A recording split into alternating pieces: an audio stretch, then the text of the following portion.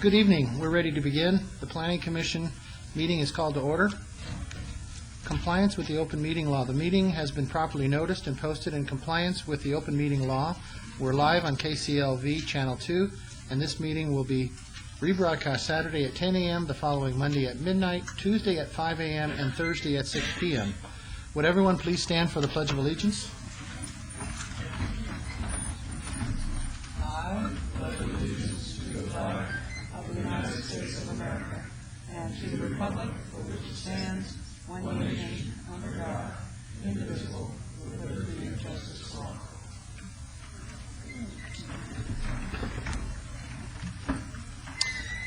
Madam Clerk, would you call roll? Certainly.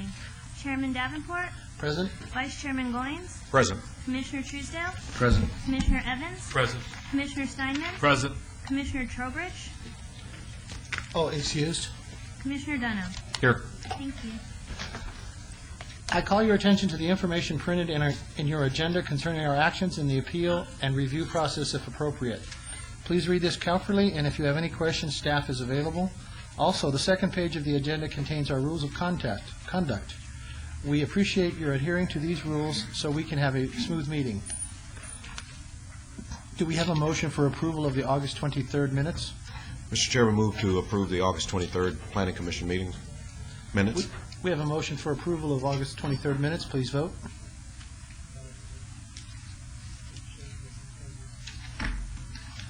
Oh. Do you know if Commissioner Evans was present at the August 23rd? Yes. I think you were, yeah. Yes.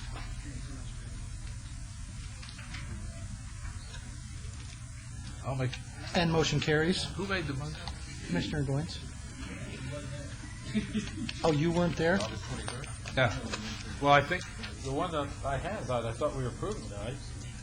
Are we approving September 13th? No, August 23rd. What are we doing about 13th? We just got that to review. No, we didn't. I had it for a week. Gentlemen, the agenda says 9:13. That's right. That's the one it is. And that's the one we've had for a while, so. Well, And that's, he was missing at 9:13. I think it would be a rescinding of the last motion I made would be in proper order, so I'd make a motion to rescind the last motion regarding August 23rd. So, cast your vote.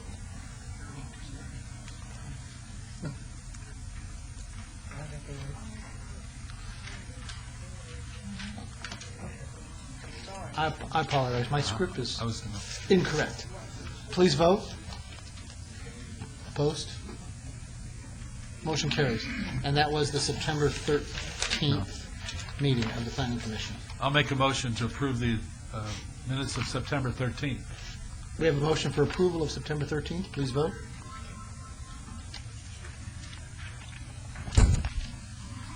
Opposed? Motion carries. Okay.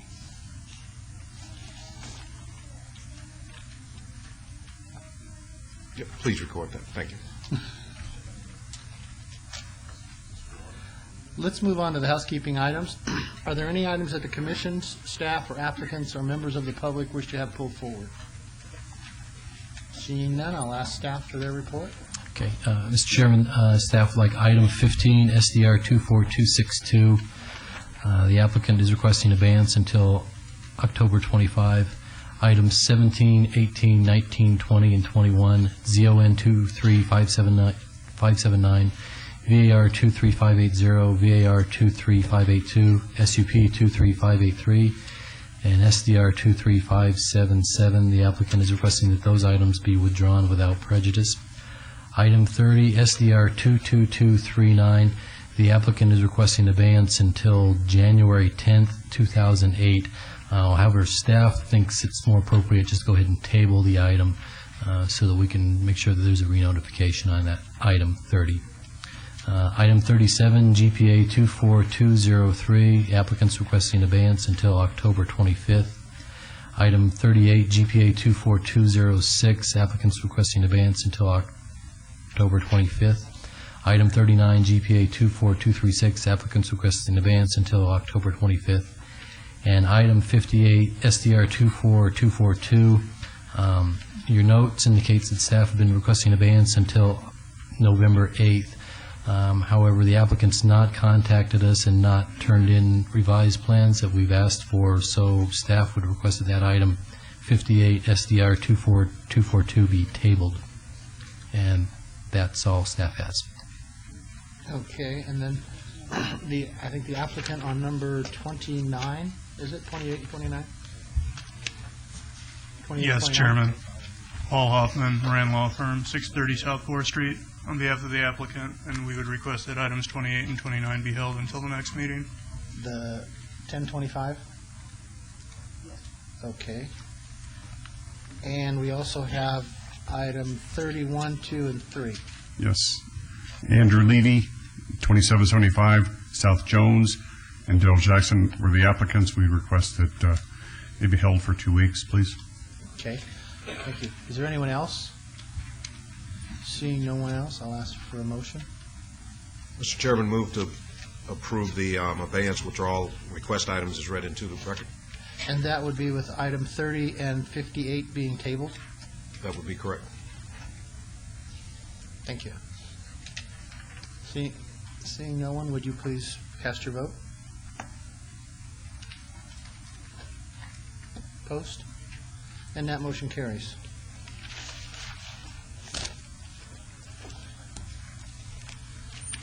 Okay.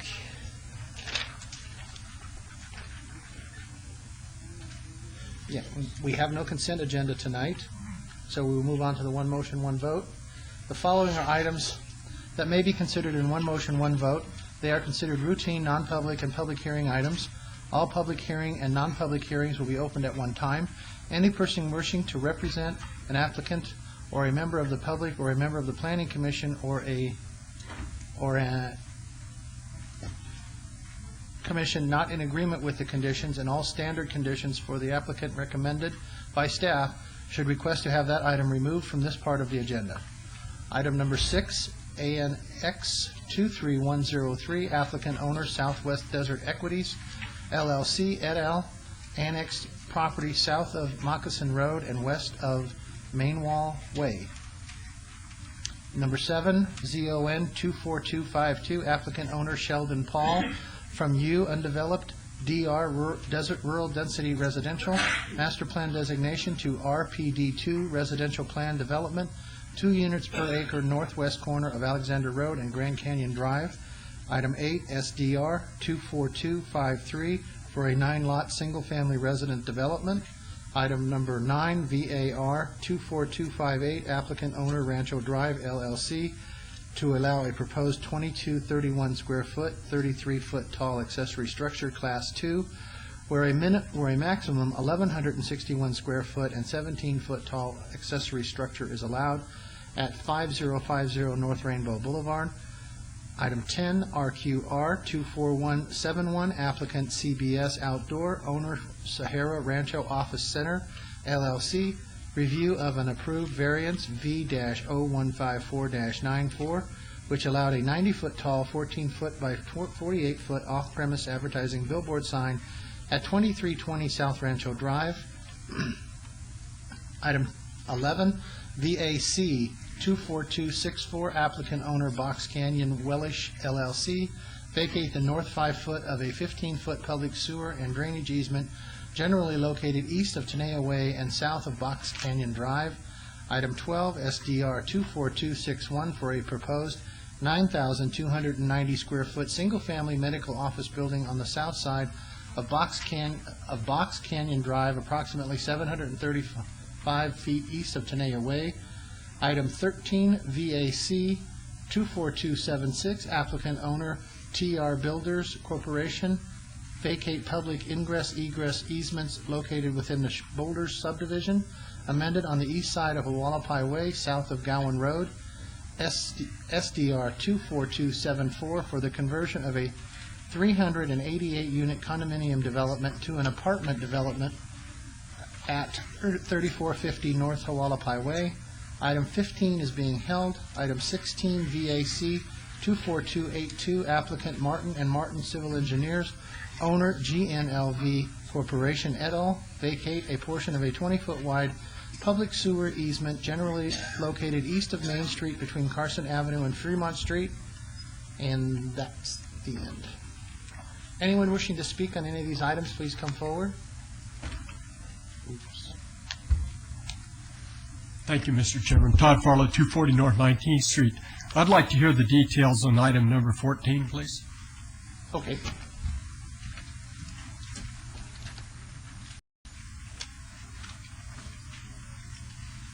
Yeah. Could you give us a report on item 14? Mr. Chairman. Okay. Yeah. If none of the commissioners, then we'll look for a motion. Staff would like to have item 7, ZON 24252, and item 8, SDR 24253, pulled so that we can revise the conditions. Okay, so we're pulling item 7 and 8 and 14. Any others? Okay, Commissioner Goins? Mr. Chairman, move to approve the one motion, one vote items as read into the record, subject to all staff's recommendations and conditions. That would be item 6, which will be forwarded to City Council in ordinance form. Item 9, which final action unless appealed in 10 days. Item 10 will move on to City Council on November the 7th. Item 11 will move on to City Council on November the 7th. Item 12 will move on to City Council on November the 7th. Item 13 will move on to City Council on November the 7th. And item 16 will move on to City Council on November the 7th. We have a motion on the floor. Please vote. Opposed? And motion carries. We'll move back to items 7 and 8, and I've already read them into the record, so staff. The density is compatible with surrounding development, and staff recommends approval with revision of condition number 5 of item 8, SDR 24253, as follows. The setbacks for this development shall be a minimum of 10 feet to the front of the house or swing garage and 18 feet to any garage door as measured from back of sidewalk or from back of curb if no sidewalk is provided. 10 feet on the side, 10 feet on the corner, and 10 feet in the rear yard shall also be the required setbacks. And I also understand that Public Works has a change to condition 17. That's right, Bart Anderson, Public Works. And we'd like to delete the second sentence from condition number 17. A revised site plan made it no longer applicable. So 17 would read, driveways shall be designed, located, and constructed in accordance with standard drawing number 222A, period. Thank you. And you wish to comment on 7 and 8? Yeah, Jim Thomas, 3343, me to represent the applicant. We agree with everything. Okay, thank you. This is a public hearing. Anyone wishing to speak, please come forward. Seeing no one, I'll close the public hearing and ask for a motion on 7. I'll make a motion. Steinman? Agenda item number 7, ZON 24252, move for approval subject to all conditions. We have a motion for approval of item 7, subject to all conditions and changes as read in by staff. Please vote. Opposed? Motion carries. Item 8. Agenda item number 8, SDR 24253, move for approval subject to the conditions listed and amended by staff. We have a motion for approval of item 8. Please vote. Opposed? And that carries. Thank you. We'll move on to 14.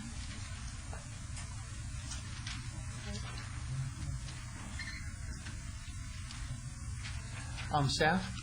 Yes, this apartment complex was constructed in 2000 and was converted by means of a final map recorded in December of 2005 into condominium development. The applicant has changed their mind and they're requesting a conversion back to apartments. The site still complies with the conditions of approval of the original zone change and site plan review, so staff recommends approval. Thank you. Is the applicant here? Do you wish to make comment? No, I don't. Susan Johnston with Stanley Consultants representing the applicant, and we accept staff conditions. Thank you. This is a public hearing. Anyone wishing to speak, please come forward. Thank you, Mr. Chairman. Todd Farlow again. The only reason I wanted to, that I called this forward is that some of these are easy to do and some of them aren't. And we had a conversion in our neighborhood that turned out to be a nightmare, and I just didn't want this to happen. But you realize this is going the other way, Right, going back to apartment. right. I see that now. Okay, thank you. Mr. Chairman,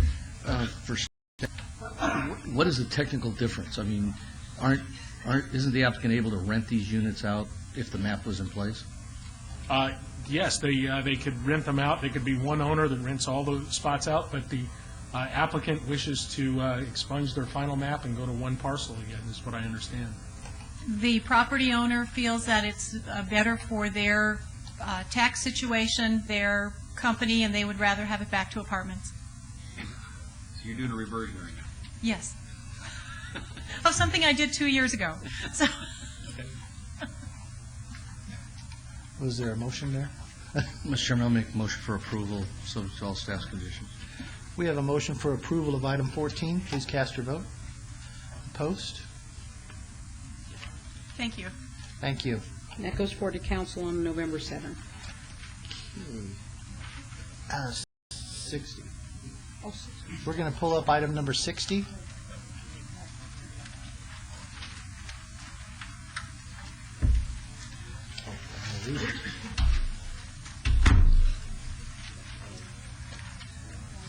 And item number 60 is DIR 24715, discussion regarding the August 27th Joint City Council Planning Commission workshop as sustainable. Staff? Mr. Chairman, members of the Commission, good evening.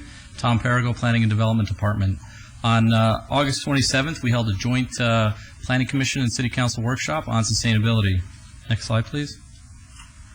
A number of talented people assisted us and gave us presentations talking about the kinds of sustainability efforts that are going on in the community today and some ideas on things we could do to further sustainability.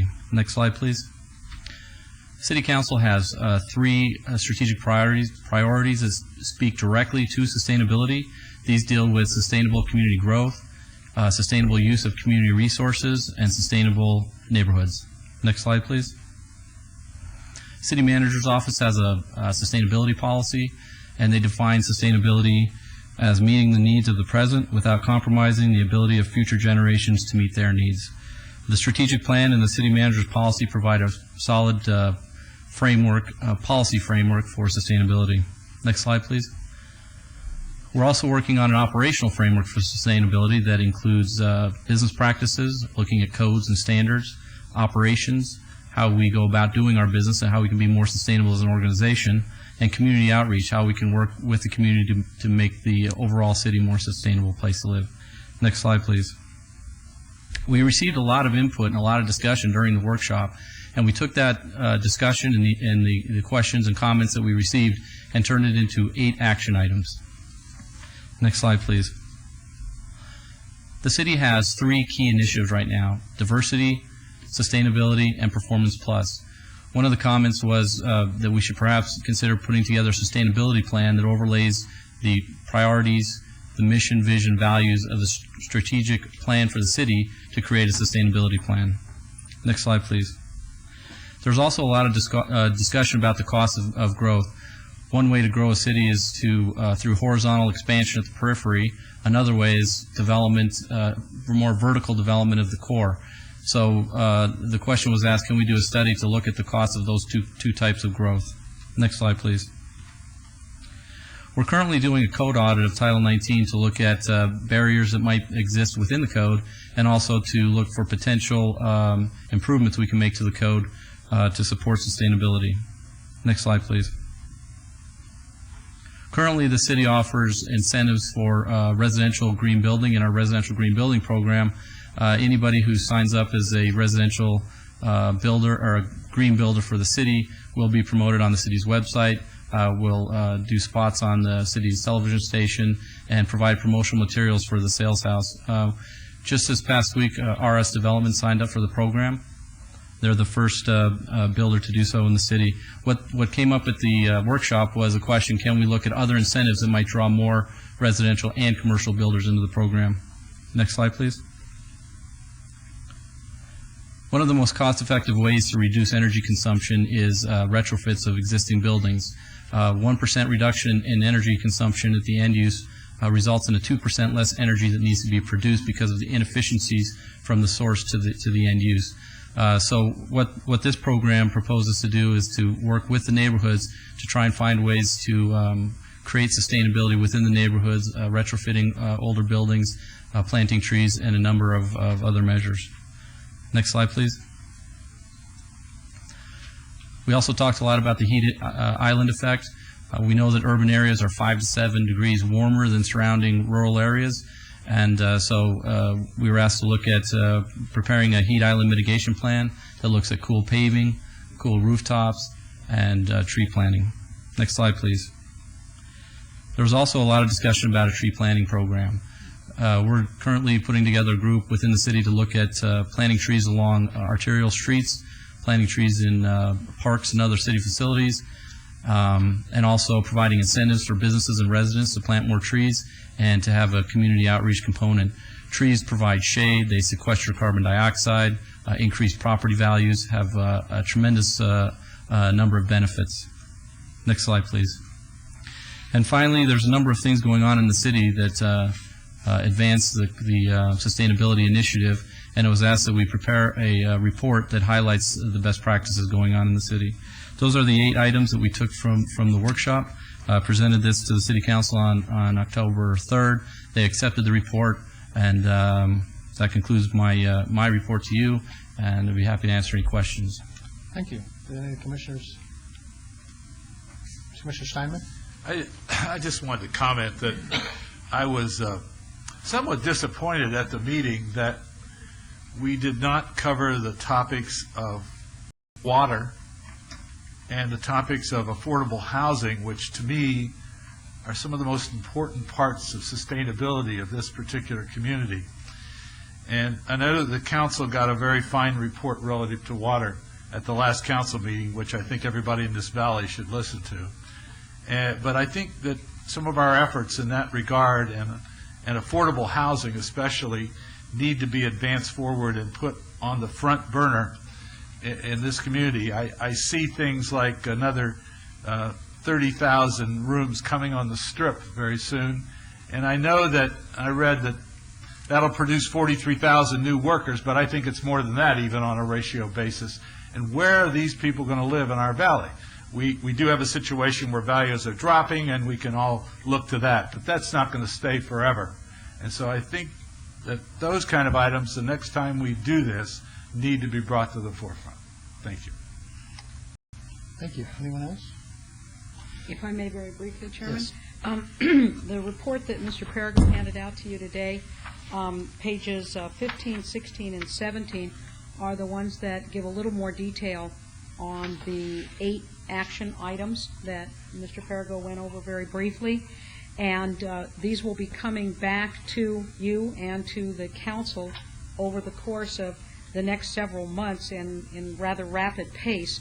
With regard to your question, Commissioner Steinman, action item 2 does discuss the cost of building new subdivisions in the periphery, investing in the cores and greater density, which does speak to affordable housing in many ways, that will be coming out especially by using existing infrastructure. As Mr. Perigo indicated, it's much more sustainable to redevelop and utilize existing neighborhoods where infrastructure exists, and also the water issue will come up also. Good. And so we take your comments to heart, and as these items will be coming back to you in the next several months, you will be seeing the expansion on the 8 projects that he brought to you this evening.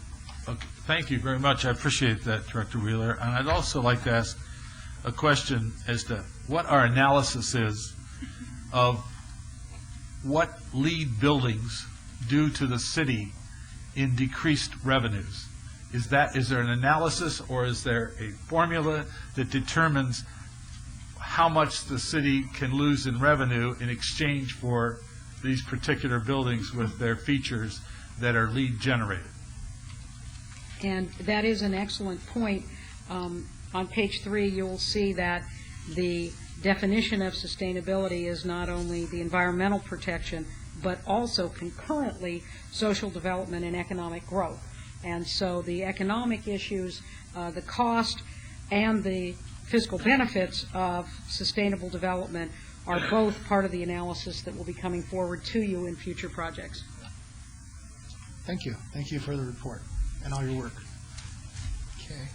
Now we'll go back to item number 22, VAR 23108, applicant Drake Real Estate Services, owner Cap 2 Farm Durango LLC, to allow a 20-foot residential adjacency setback where 87 feet is the minimum required for a proposed 14,028 square foot general retail store adjacent to the west side of El Capitan Way, approximately 260 feet north of Durango Drive. VAR 23109, to allow 71 parking spaces where 81 spaces are the minimum required for a proposed 14,028 square foot general retail store. SUP 23111, special use permit for a retail establishment with accessory packaged liquor off sale. And SDR 23107 for a proposed 14,028 square foot general retail store with a waiver of perimeter landscaping standards to allow a 0-foot landscape buffer where 8 foot is required along the east property line. Staff? In regard to item 22, residential adjacency variance, VAR 23108, staff notes that the amended elevations, date stamped 9/12/07, indicate the setback has been increased from 20 feet to 50 feet. If the commission is inclined to approve this application, staff recommends adding a condition to the variance that limits the approval to a 50-foot setback. In regard to item 23, parking variance VAR 23109, the revised site plans, date stamped 9/11/07, indicate that the development plan meets the parking requirements and the variance is no longer required. However, the applicant does not wish to withdraw the parking variance at this time in case the Planning Commission adds conditions to the related site plan review which cause loss of parking spaces. And finally, as for staff's recommendation, staff finds that this development still requires a residential adjacency variance and the elimination of landscaping along this east property line. Therefore, it is too intense for this site, and staff recommends denial. Hi, Lenny Scar, 3753 Howard Hughes Parkway, representing the applicant. The first thing I would like to point out is it is the site plan and landscape plan that are date stamped 9/20/07.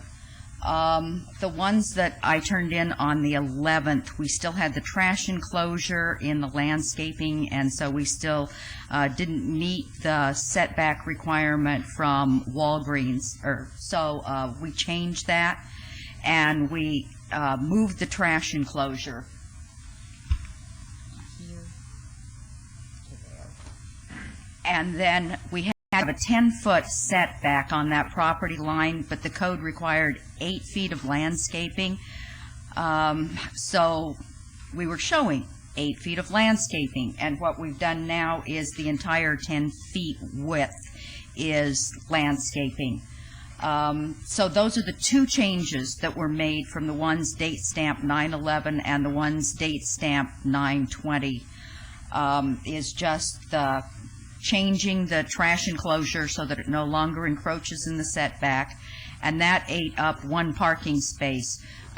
So where the site development review said that we had 83 parking spaces, the correct number is 82, because we moved the trash enclosure into one of the parking spaces. So with that, first I'm going to discuss residential adjacency, and staff is correct, we're still 50 feet from the residential property line, and that is at this point.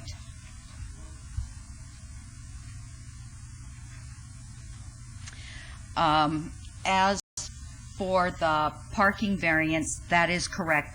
Staff asked me to submit a request to have that withdrawn, and I asked them please to wait until tonight, allow me to wait until tonight, so that if the commissioners wish to add a condition for more landscaping or whatever, that would eat up a space or two, that I would not have already withdrawn that request and then have to start over at the beginning. If the site plan does not have additional conditions placed on it that would eat up parking spaces, then I'm going to ask to have that parking variance withdrawn, because we now have 82 spaces where 81 are required. So the way the site plan sits now, we would not need that parking variance. And basically what we did, we moved the building, as I'm sure you can tell. Before it sat up here. And so we rotated it down against the Walgreens and took the parking that had been the field parking on the south side of the building and moved that kind of behind the building, and that'll be where our employees will park. On the special use permit for liquor, again, I'm going to ask that we have a condition added on to that one. Fresh and Easy has decided that they are not going to carry any distilled spirits at any of their stores, and business licensing likes us to pull every business license that we are allowed to have by use permit. So I would like to add a condition on to the use permit,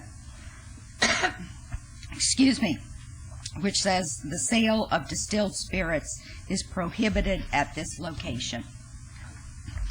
Okay, on the site development review, I'm going to apologize on this one because it is a little confusing.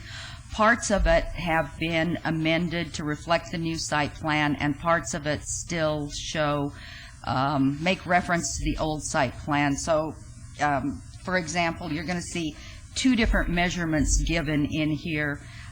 Thank you. For the distance the trash enclosure is from the property line. And the correct one is the 90-foot measurement. And again, the correct number of parking spaces is 82. We are still requesting a 64-foot waiver for perimeter landscaping on the east and southeast side, and I'd like to show you where that 4 feet is. It's basically our driveways and the entrance to our loading dock, so it would be these places.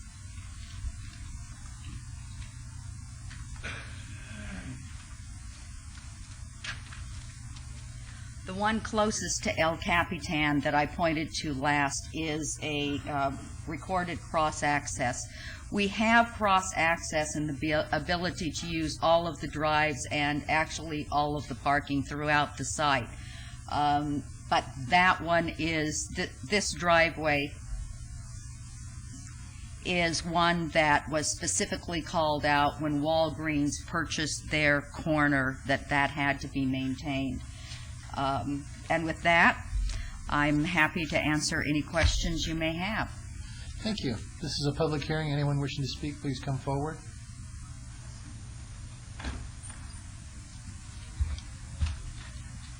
Thank you. Todd Farlow, 40 North 19th Street. Is this the applicant that had the severe elevation change where the people were going to look at a huge block wall? It's the same applicant but a different property. Same applicant but different property. No, I thought... Yeah. Actually, if I may... Is it the same? Yes, it is the same property. The houses, the existing homes were built with retaining walls in their backyards. When the homes were built, that subdivision was graded lower than this property. And so most of the homes along our north property line have a retaining wall from, and then a little planter area, and then their screening wall. That's true for houses along here. As you get further to the east, most of them do not have that retaining wall. Instead, they have a scarp in their backyard. The thing that I'm that I'm concerned with, and I would think that those neighbors would be concerned with. Anytime, I mean, they're going to be looking at, I don't know, maybe up to a 10-foot block wall. That's going to be a terrific heat sink in the summertime. So I don't know. I think that there might be a problem there, but. Thank you. Hi, it's me, Shirley Borrow, 8585 Blowing Pines Drive. I would love not to come back here again. It isn't you guys, it's just a 14,000 square foot grocery store right behind us. The loading dock is going to knock you on your ear every time. I mean, they load and they unload. I think it was the Planning Commission that wanted it a Spanish, the tile roof and the beige. This is ugly building. It's black and gray, or windows, or it doesn't even match what's there already. When we bought the homes, they told us it would be a small strip wall. I only wish the man that put the little strip wall mall over there had put it on our side, and then we'd be done. But a big grocery store that no one's going to. I'll take you out to lunch if they don't fail within a year. That's how positive I am of where we live. What can I say? I just hope it doesn't go in. Thank you. Thank you. Anyone else wishing to speak? Seeing no one, I'll close the public hearing and ask the applicant if they wish to respond.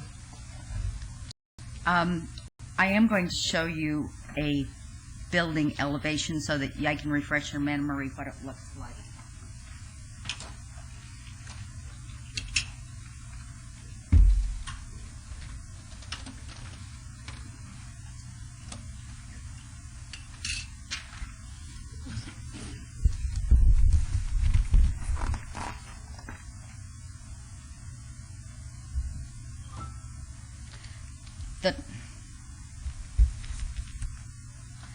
The top elevation is the one that would be facing towards the neighbors. And so as you can see, there are no doors along that side at all. There are some windows at the western side of the building where the entrance is, and then there is a small window that is in the manager's office. But there are no doors. This, at the far end, is actually the back side of our loading dock. So that's the wall that would show against the loading dock. If I could ask you a question, how far is that loading dock from the houses? I know the other map, the previous map you had up there, or diagram you had up there, showed, you pointed out where the loading dock. How far is that gray from the parking lot to the houses? It's about 55 feet to the closest corner. So how's that truck going to come in? Maybe closer to 60 feet. I'll be honest, I'm not sure. It's between 55 and 60 feet. Well, this corner is 50 feet. So do you have specific hours of accepting deliveries? Or what is typically the time this store restocks? The store opens at 8 o'clock in the morning, with the first employees arriving at 7. So we definitely would not have a truck there before 7 o'clock in the morning because there's nobody there. We're closed at night. We would, however, like to be able to have the truck arrive shortly after 7. It takes about 40 minutes to unload the truck and then another 20 minutes to stock the shelves. And we only order what we reasonably expect to sell in one day. So that means we that truck expect the shelves to be basically empty by the close of business. And so we'd like to have that hour before the store actually opens to be able to restock the shelves so we don't have all our personnel in the back unloading truck and et cetera. So it's an every day it's going to stop by the store. We'll have one delivery a day. That's it. And then it's done. It's gone. Can I ask the folks in the back to go back 3 slides to the one where the fence was? Go back one more. There. No, one more. Right there. Can you explain to me, this is the way the fence looks currently? Right, and I actually think I may have a better picture of that. Can I Well- put one up? Well, let me ask you on this one first, and then we'll look at that. But Okay. This is what it currently exists now. This is what the resident was up here talking about. Yes. So when that store goes in, and you showed us the elevation from the north, how much higher is this wall going to go? And what's the height of this wall that's existing now? Is this is it 6 foot from their backyards up, or is it 8? It varies. Where Shirley lives, we're actually probably going to only be adding about 2 more feet to the wall. And I'll show you, I have the residential adjacency here.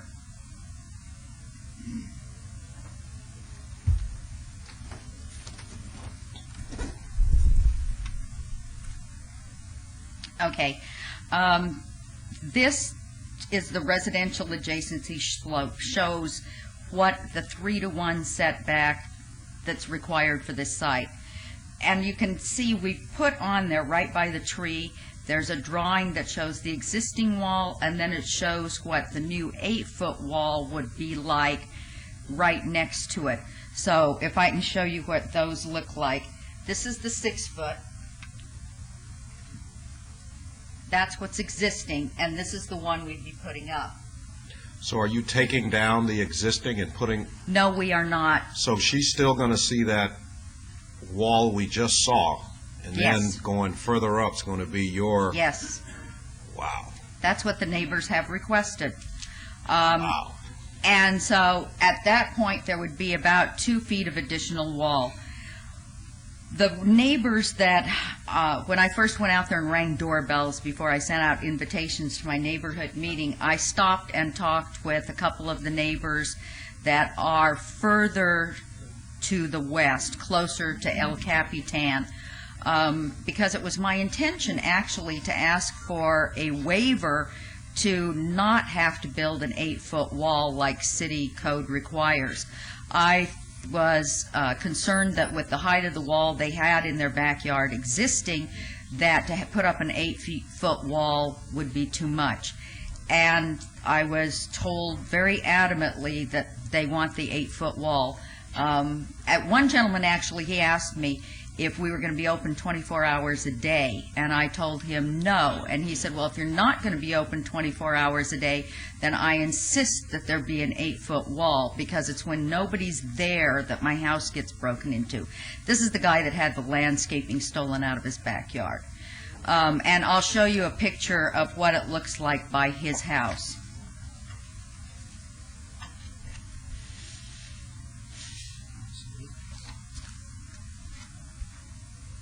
And you can see kind of the tail light. I caught a car coming out of Walgreens, so that'll give you some idea of the height of the wall compared to your standard SUV. I don't know if they can brighten that up, but... I can pass them up there and you can look at them. No, they just brightened it. Oh, now they died again. Wow. When I stand up there, they've got a little bit of a, the wall comes down and there's kind of a drainage area there, and then it comes back up for the paving. But from the height of the paving for the driveway, it's just slightly higher than my knee is the height of the existing wall that they have in their backyard at this time on our side. On their own side, they have that retaining wall with the planter and then the screening wall that was installed by the home builder. Anyhow, okay, so this is the residential adjacency slope, but when the wall gets put in that they have requested, this is actually 2 people of average height, and here's the top of that wall. And as you can see, the entire building would be blocked by that wall. What is the building on the, with the shade there? Is that their home? Yeah, would you pass that up too? I'm sorry, this one, this photograph? Yeah, I'm trying to understand what that is. This is a photograph of the, what they call the Big Brown Wall, that was built by the developer of the parcel that's on the Durango side.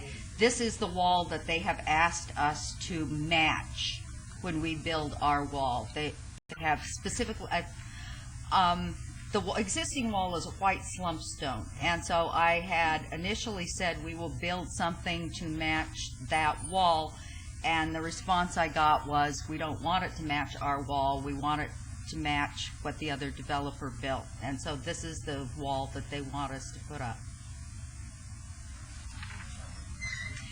And on the site development review then, of course, we want to have that added on as a condition, that this decorative 8-foot tall screening wall matching the one erected on the to the east of this site shall be completed along the length of the northern property line prior to the issuance of a permanent certificate of occupancy on this site.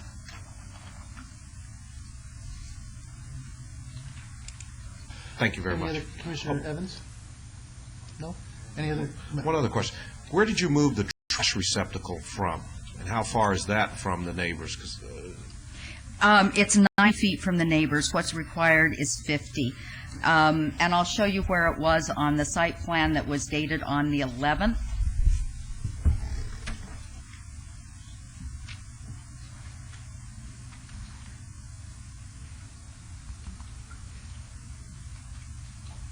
is now? Yeah. In order for it not to encroach in that 10-foot setback, so that we would need another waiver, we moved it into a parking space so that we could provide that full 10 feet of landscaping along that property line. Thank you. And any other comments from the commission?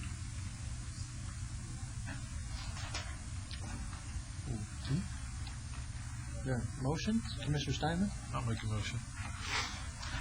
Agenda item number 22, VAR 23108, move for approval, subject to conditions.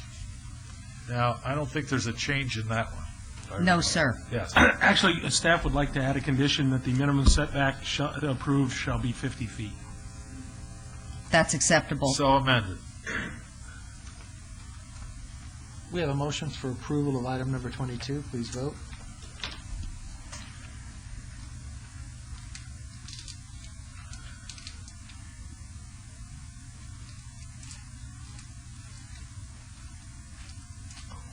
Just a comment. It's almost a lesser of two evils, but I'm not going to be able to support it because of the proximity to the neighbors.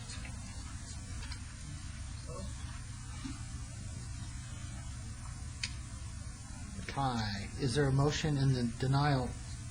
Commissioner Goins, maybe?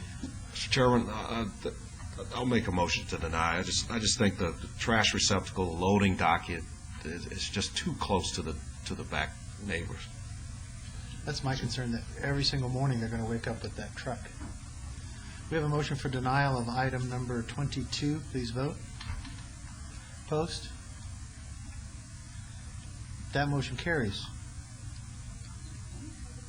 So number 22 is denial. Commissioner Goins, you're on a roll.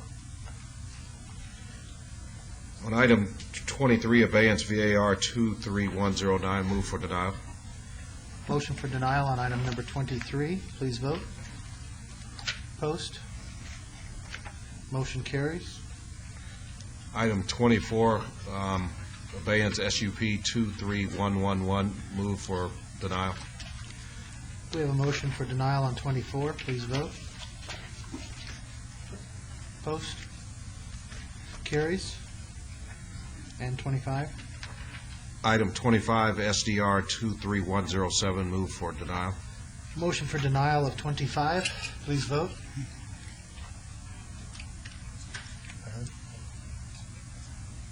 Post. And that carries. And all matters go forward to council on November 7th. Thanks. Thank you for your time. Thank you.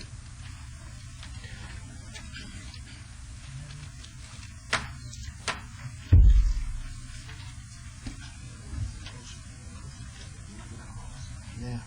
VAR 23547, applicant J. Dapper, owner 2301 East Sahara LLC, to 41 parking spaces where 63 spaces are required at 2301 East Sahara Avenue, and 27 is SDR 23545 for a proposed 6,170 square foot retail establishment with waivers of perimeter landscaping buffers to allow a 0-foot landscape buffer along the east property line where 8 foot is required, a 5-foot landscaping buffer along the west property line where 8 foot is required, a 4-foot landscaping buffer along the north property line where 8 foot is required, and an 8-foot landscaping buffer along the south property line where 15 foot is required. Staff? Mr. Chairman, the parking variance and the related landscape waivers indicate the site is being overbuilt. Therefore, staff recommends denial of the project. Thank you. Good evening, Mr. Chairman, Commissioner. Stephanie Allen, 3800 Howard Hughes Parkway, here on behalf of the applicant. If I could direct your attention to the overhead. This is it's kind of difficult to see. Highlighted in pink here is a 0.7 acre parcel that is located on Sahara. Sahara is right here to the south, just east of Eastern. This is Eastern Avenue located right here. The site is zoned C1. The adjacent parcels are also zoned C1 to the east. There's a Jiffy Lube right here on the corner. To the north of that is the Italian American Club. Although it's zoned residential, it has a commercial or quasi-commercial use. The parcel to the north of us is also zoned C1, and the parcel to the west, although it's zoned residential, is master planned for commercial, so very well may be commercial at some point in time in the future. What we're proposing is a small retail shopping center on the site. Existing on the site right now is an older style building that's being used as an office currently. The applicant is proposing to either demolish that building or remove it from the site and replace it with a new, more modern, small retail center on the site. This is an elevation of what would be proposed. As you can see, the design of it will be a more modern style retail center that will add to the area as a new addition and improvement, I guess, to this area off of East Sahara. If we could zoom out a little bit, I'll get into the site plan.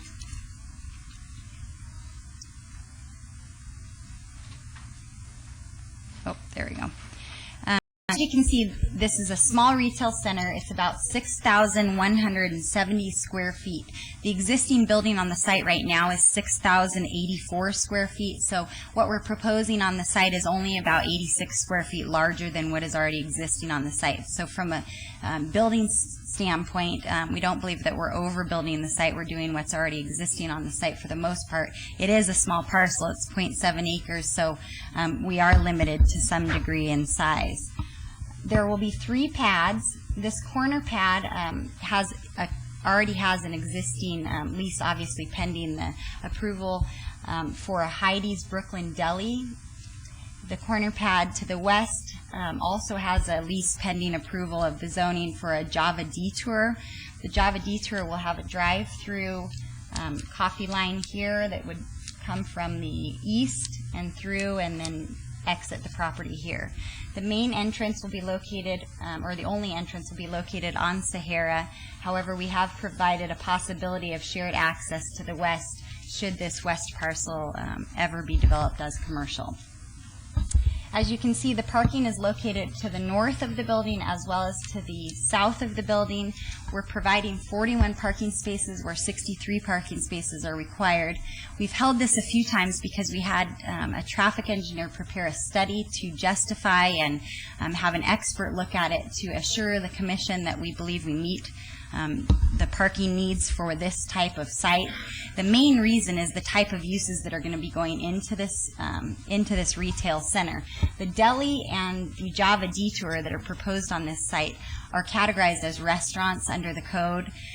So the parking requirements go up significantly because they're categorized as restaurants. We would argue that because of the nature of the two uses, the deli and the coffee shop, that they aren't your typical restaurant. They aren't an Applebee's where you're going to have families parking and staying for an hour or more to eat a meal. The deli will be a probably lunch crowd that'll be quick and come in, grab sandwiches, and leave. The coffee crowd, for the most part, will be driving through the drive-through. If they do park, they'll probably run in, grab their coffee, and run out. So those two uses, we would argue, are not your typical restaurant uses. The traffic study that we had prepared by Locksaw Engineering confirmed that analysis. They actually went out and looked at two of these exact uses on another site. They looked at a Java Detour at 2840 East Tropicana and a Heidi's Brooklyn Deli at 6883 Southeastern, excuse me. What they determined from that is that both of those sites do not require the amount of parking that the code requires for a typical restaurant. Their analysis shows that the coffee shop would require 11 parking spaces during peak hours, that the deli would require 17 parking spaces during peak hours, and then that the retail center that's in the middle would require an additional 9 spaces. So the analysis shows that we need 35 parking spaces for this site, where we're providing 41 parking spaces. Also, we just did kind of an informal exhibit here to show that we'd argue that the two uses, the coffee shop and the deli, are more similar to your standard retail style uses. If we had the retail parking requirements, that's 1 per 175, and with the square footage of our site, that would make us have 35 parking spaces, which is, again, in line with what our traffic engineer and our study shows. It's not to the applicant's benefit or the owner's benefit to have a lack of parking on the site. Obviously, they want to have successful businesses here, and we believe that we have enough parking for those uses. Additionally, I'd just like to show what's in the surrounding area. There is a ample amount of open space around this parcel. So practically speaking, if you can see here, this is looking from the east where the Italian American Club is located. As you can see, there's a lot of open parking area right here. So if worst case scenario, people needed to park, there's a lot of, practically speaking, open space. Additionally, to the north, we have a picture to show that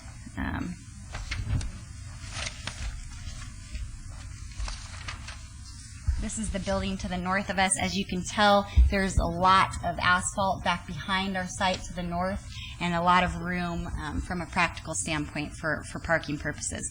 We did speak with this property owner to the north about doing some sort of shared parking agreement.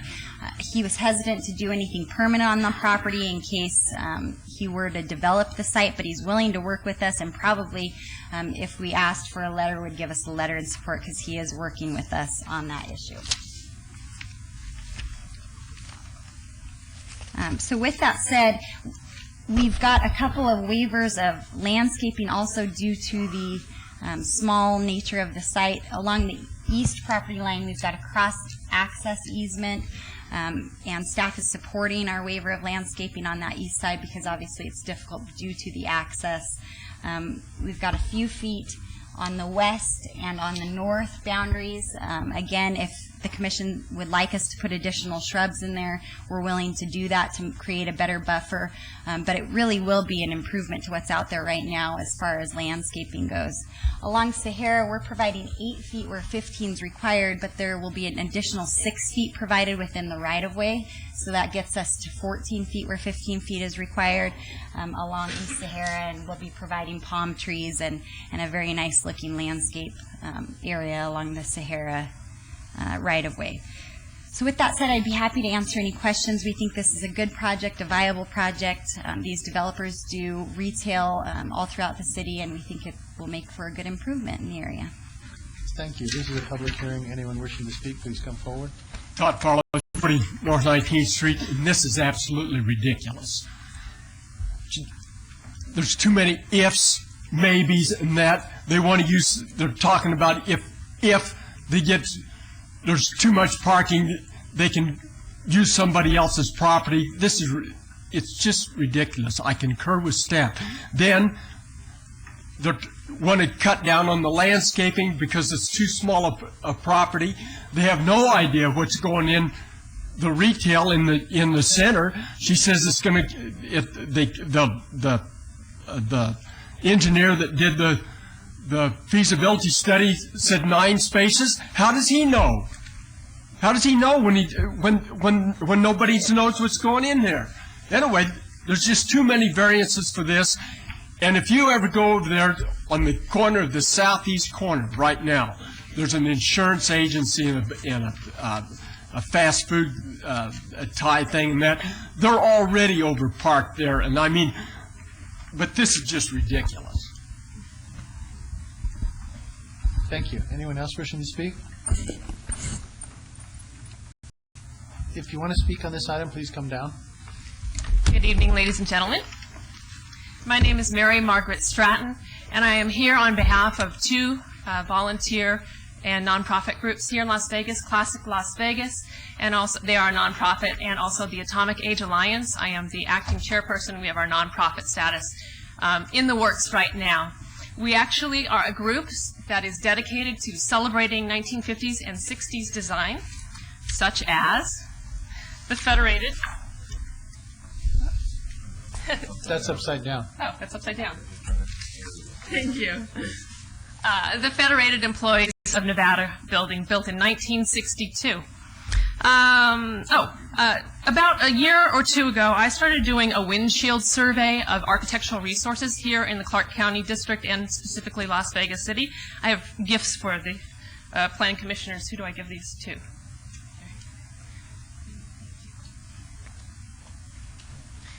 As a result of a survey that I put together, this book called Mondo Vegas. It is a very high-level look at the cultural, architectural resources here in Las Vegas. And I would bring your attention to item number 101 on page 42. And there it is. Real estate management company, former the Las Vegas Chamber of Commerce. Actually, we have since found out that it was the Federated Employees of Nevada that actually built this building. Therefore, we think it has cultural significance. And even more importantly, since our particular group, Atomic Age Alliance, is devoted to architecture in Las Vegas, we feel that it has architectural significance to the city. What you see here is what's called a repeating barrel vault roof line. It's something that was used in the mid-1950s and 1960s, and you don't see too many examples of this kind of roof line. I actually brought you a picture of one from the case. Oh, I'm sorry. I feel like I'm presenting it to you. There you go. This is case study house number 20 from landmark architectural program that happened mainly in Southern California. This house was built by Buff Straub and Hensman for the art director Saul Bass. And again, you see this repeating barrel vault. It's one of the other very few examples of this. We're lucky to have a building like this here. I know, it doesn't seem like much to some people, but from an architectural standpoint, it is. It does have significance here, and there are very few of these buildings left. So we consider it actually to be a minor jewel in the crown of Gary Reese's District Ward number 3. We have looked at this building as a preservation group. We do not want to take an anti-development stance. I want to make that clear right now. We have one of our advisory members, Suzanne Couture, who is the pro bono architect that helped move La Concha. She has taken a look at this building. With just a very brief look, she says it's possible that this building could be moved if we could find a piece of land.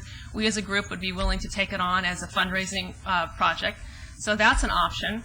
But the other option is if the developer is planning on only adding 86 square feet to the building, we would like to discuss with them if there's a way that we could help educate them to adaptively reuse this building, or maybe part of it, all of it, part of it somehow, and keep this as a cultural resource for our valley.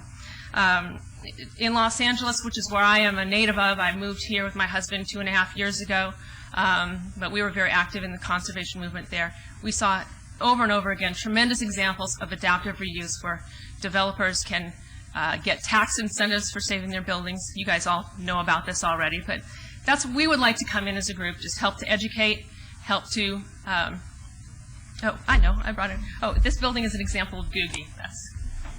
And if you want to learn a little bit more about this architecture, Alan Hess, the man who wrote this book, is actually speaking at November 2nd at the Las Vegas Book Festival downtown. He'll be doing a presentation down there. So you can see that this is a recognized, important kind of architecture for a fairly large community out there, and internationally recognized authors coming here to our city. I would really hate to tell him that one of the examples of Googie architecture is going to be gone yet again.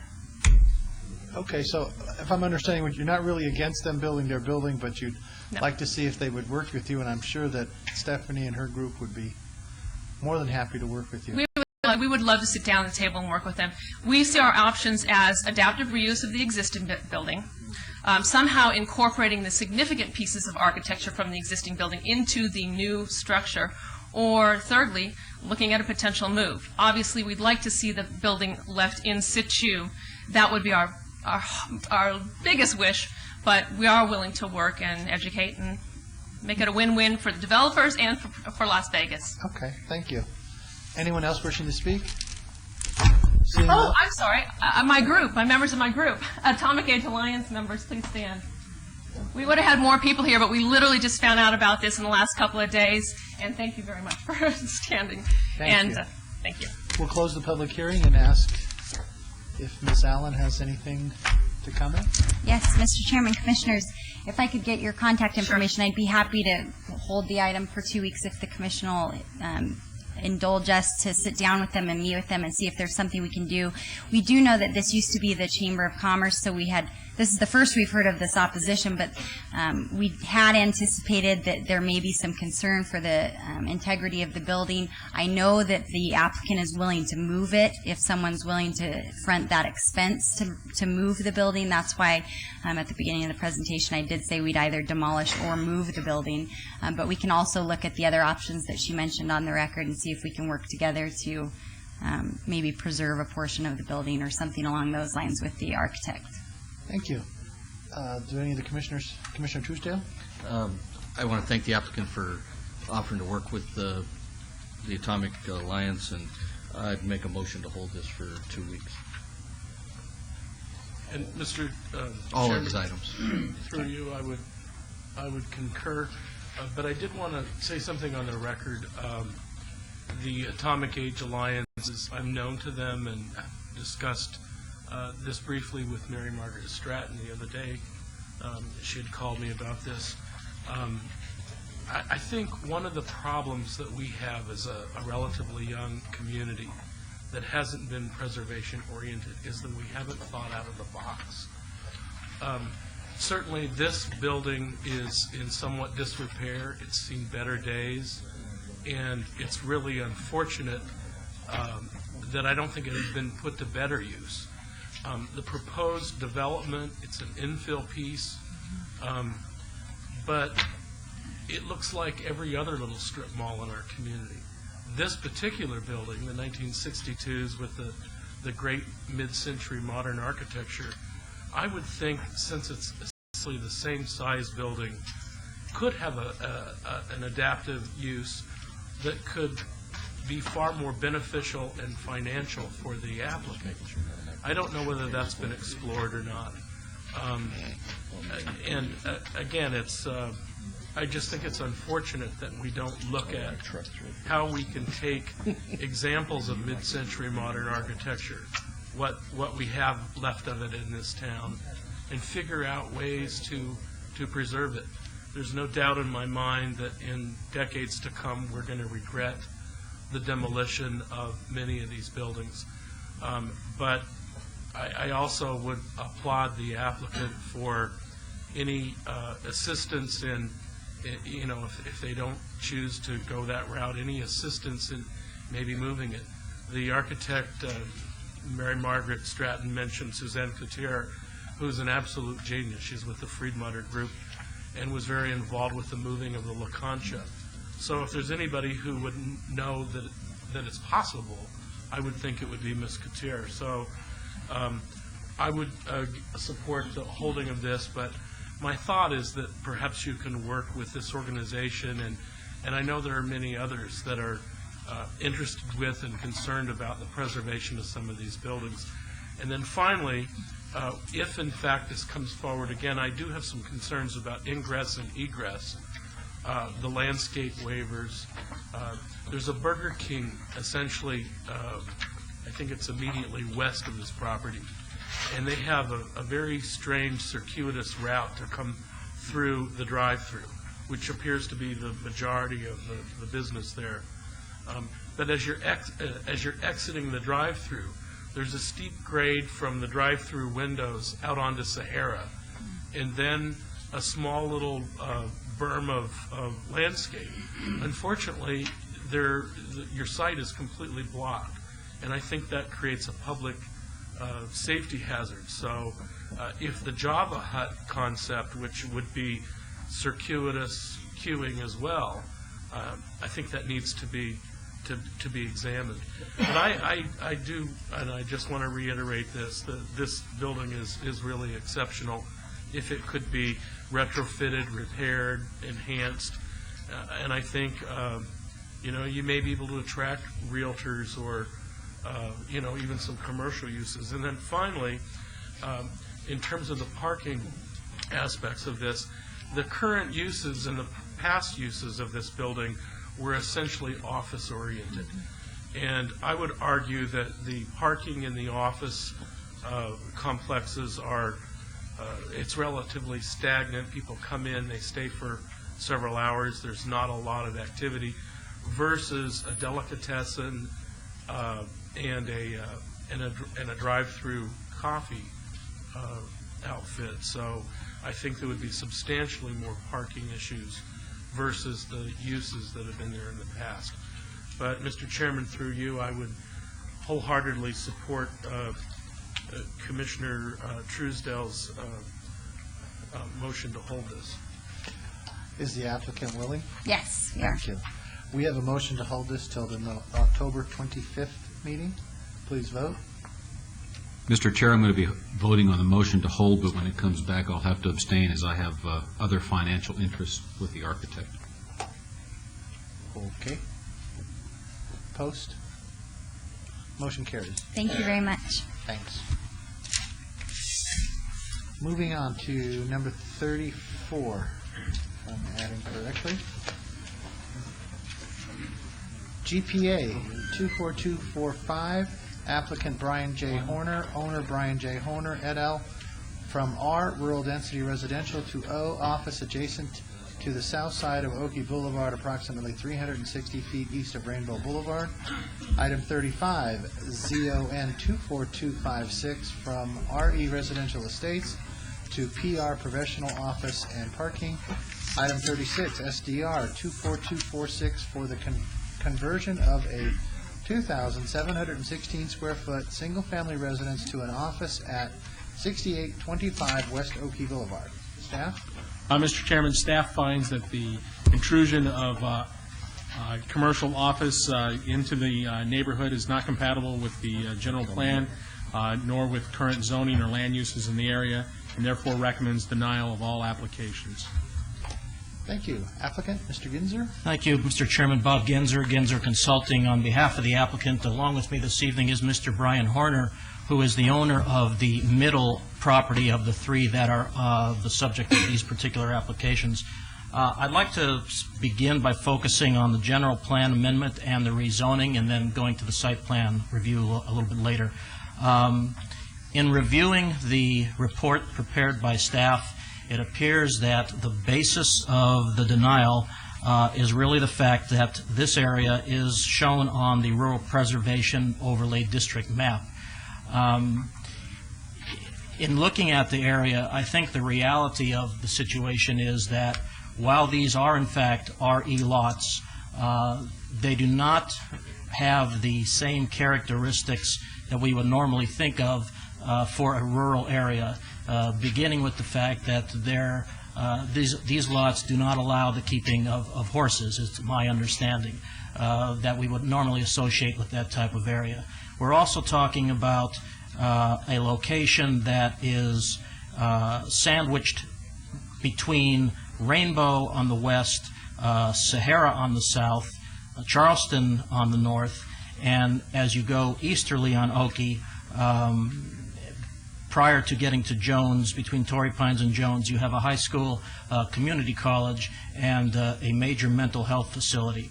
So while we appreciate the fact that the state requires this particular area to be listed on the Rural Preservation Overlay map, we really do not believe that this area at the present day is the same rural neighborhood that it may once have been when it was established. I also want to hit on the three lots themselves. And I think these lots are somewhat unique in that they are the only three lots of this size that front onto Oakey in this particular area. Now, there are other lots that front Oakey. There are a couple that are west of Rainbow that I know of, and then there are a number that are east going toward Jones. However, those lots are significantly smaller and would not lend themselves to any type of conversion. In this particular case, because of the size of the lots, we would be able to create parking areas in the front of these lots that would have no effect on the properties to the south or to the east. There would be no intrusion into the backyards of any of these properties, and I think that is a plus in terms of trying to do this conversion. We have also talked about, with Public Works, the need to have joint access driveways. At the present time, you have the three, actually you have 5 driveways, as you can see on the plan that's on the screen in front of you. Two of these homes, excuse me, there are 6. The actual existing homes all have circular drives, so there are 6 driveways. If we are able to receive approval for this land use change, we would most likely end up, we think, with 2 driveways that could be joint use, with the reciprocal parking easement across the property lines, and which we think would be a benefit considering the amount of traffic that is currently on Oakey Boulevard. And that traffic is one of the main reasons why my clients believe that these homes are simply no longer viable as single-family homes. Beyond that, I would also point out that these 3 lots are directly across the street from a multifamily project on the north side of Oakey. The client has indicated that they are willing to agree to whatever requirements may be imposed should these be approved in terms of raising the walls along the south property line, dividing this property from the single-family homes. They are willing to agree to appropriate conditions that would limit the usage of those backyards. There is no intent to use them for anything other than open space at this point in time. I'd also just, moving on to the site development plan review, just indicate to you that the plan that's on your screen now is the center lot. That is the only one that is actually on your agenda this evening for the initial conversion. One of the things that I did notice in the staff report as I was reviewing it for the site plan of this particular lot was that staff had a concern about the elevations that were submitted. They were somewhat commercial in nature. I did have a discussion with the client, and we are prepared to propose a change elevation, if we can go to the overhead, that is somewhat more residential in nature, which is what I believe the PR district calls for, and we're certainly willing to work with staff to make additional changes if that is necessary. And with that, I think I'm going to step aside. We'd be happy to answer any questions that you have, and we would be happy to come back after you hear from the public. Thank you. This is a public hearing. Anyone wishing to speak, please come forward. We have 2 mics. We're going to set the timer at 3 minutes. Told you, Utah, yeah. Good evening, everyone. My name is Bethany Alonzo. I'm at 6840 Adobe Court. The north wall of my backyard is the adjoining north wall of one of the properties that would be converted to a commercial property. At this time, Mr. Horner has suggested that it's going to be a real estate type office that's going to go in the middle property. And one of my major concerns is that there's two properties on either, or one property on either side of that specific commercial property that he's trying to put in, and no one knows what those commercial properties are going to be if they too get converted. With allowing Mr. Horner to convert his middle property, it's almost inevitable that the other two properties would also be converted to commercial property, and without knowing what those may or may not be, it's of great concern to me, considering that my wall backs right up to that new property. I've spoken to Mr. Horner. He suggested that he would do whatever we needed to do to make us feel comfortable, including putting security lights around the parking area, which actually creates a bigger issue, because that's what I want, is security lighting in my backyard. But I mean, that all of those things have to be taken into consideration. I mean, the wall of my bedroom, my window faces north to my bedroom. So if I have security lighting in the back, or there's security lighting on that back wall, it's going to go right into my bedroom window. So there's significant concerns with things like that.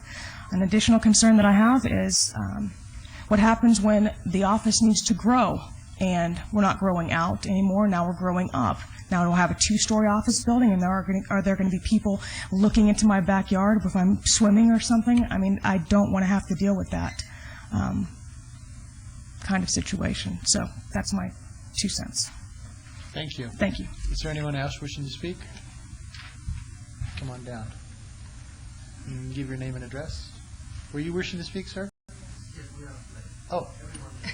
Okay, we have two mics. So we can move faster. Come on up to the next mic, and we'll There's get two microphones. Just come stand up at the Yeah, next one. stand at that Who's one. going to speak next? Then after her, we'll go quickly. Thank There you go. Name and address? Yes, my name is Mary Johnson. I live at 6824 Adobe Court. My house, my backyard, butts up to the rear of the center house that he is proposing to change to a business. I have the same concerns that our previous speaker had, but in addition to that, I also have some concerns about the fact that if you are to drive down Oakey from Interstate 15, you will see a consistency in use of all residential, except for primarily at the corners of major intersections. And the entrances to those businesses are primarily not off of even Oakey. They're off of the main streets. I also have some safety issue concerns because my backyard does butt right up to that. Businesses operate certain hours. People know the hours that they are in operation, and the susceptibility of my home becomes a lot more evident when those businesses are not in session. I just would like to be able also to thank the people in my community. It is a community. It is homes. It is for living in. It is for going home to as a respite in the evenings when we are finished with our day's work. And we have a lot of people here who haven't even come down to say they want to speak, and I didn't know if I could just ask them to stand so that you could see the support that we have here. And you're speaking for those. I'm speaking among those. Thank you very much. Thank you. Sir. Hi, good evening. My name is Raul Tapia. I don't know if you can see here in the picture, but my property is right here. What's your address? 1849 Casa Vista Drive. Okay. So currently, one of the primary problems that I see every day is the parking situation. A lot of people from the shopping area and all this area where the new place they want to open, they park right in front of my house. I already reported several times to the parking authorities, and they even came and give tickets to people, and because they're like right on the driveway. It's heavy duty traffic here. The rush hour in the morning and in the afternoon also. And one of the reasons that I purchased this house was because it was very hard to find a half-acre property within that location. So I have a very nice backyard. And if it's gonna be against that wall, it's very easy for somebody just to jump over. So right now it's a very safe, quiet area. Sometimes on weekends or Wednesdays, there's like a little bar over there, Mr. D's. I'm sure everyone is familiar with that bar where they have all these shootings and stuff. Yeah, and then now they have Wednesday night with the motorcycles. And Wednesday night is like Saturday, you know, and then cops up and down, you know, on the street, whatever. So it's getting very, very, very busy. Now, this is not going to help to keep it nice and quiet. So I came here to ask if you can just, you know, support me, you know, with my problem with the parking and all the traffic, and the backyard is very large. So I don't want people to jump over, and have also the light security in the backyard. So, Thank you. Thank you. Sir, name and address? Yes, my name is Russ Klovenstein, 1882 Casa Vista Drive. Good evening. Are you on the corner there of Oakey and Casa Vista, or? Yes. Okay. So he's this one. Oh, yeah, I have it. He's the third house in on Casa Vista on the That's left-hand fine. side. Yeah, we're just trying to get an idea of Yeah, where you are. yeah. Thank you. Go ahead, that's okay. He knows where it is. Okay. I'm opposed to this rezoning, of course, and I'm a little confused on Mr. Horner's way of applying for this rezoning, because he does not own the properties on each side of him, but he brings it up in the neighborhood meeting that we had, talking about Mr. Levitt and Mr. and Mrs. Peggy Poe, and they were not at the neighborhood meeting. And I don't understand how he can be talking about properties that he has no control over, number one. Then, in the agenda today, he does not mention the other owners of the other two properties. And he only talks about wanting to change his over to an office, but he's talking about an acre and a quarter, right, at 1.4 acres. And he only owns a half acre. And Mr. Just to show you a picture of... Put it right in the center. There you go. Should I turn it around? Perfect. Nope, you're good right there. This is the house that Mr. Horner owns, and that roof has looked like that since the year 2000. And so I thought that he was kind of short of money. So here's another picture of his side, the side of his house here. And as I understand from the neighborhood meeting, he has it rented to a guy in the appliance business. And he has absolutely destroyed this property that he's wanting to rezone. But the property on the other side of him, which is the 03. Just put it right on top of the other picture. There you go. It was, this property is sold and was recorded at the county on September the 13th, the day after the neighborhood meeting. And that gentleman, his name is Meg Hen, and he paid $521,250 for that house. And yet this gentleman is here trying to rezone this guy's property. This is the house east or west? East. Thank you.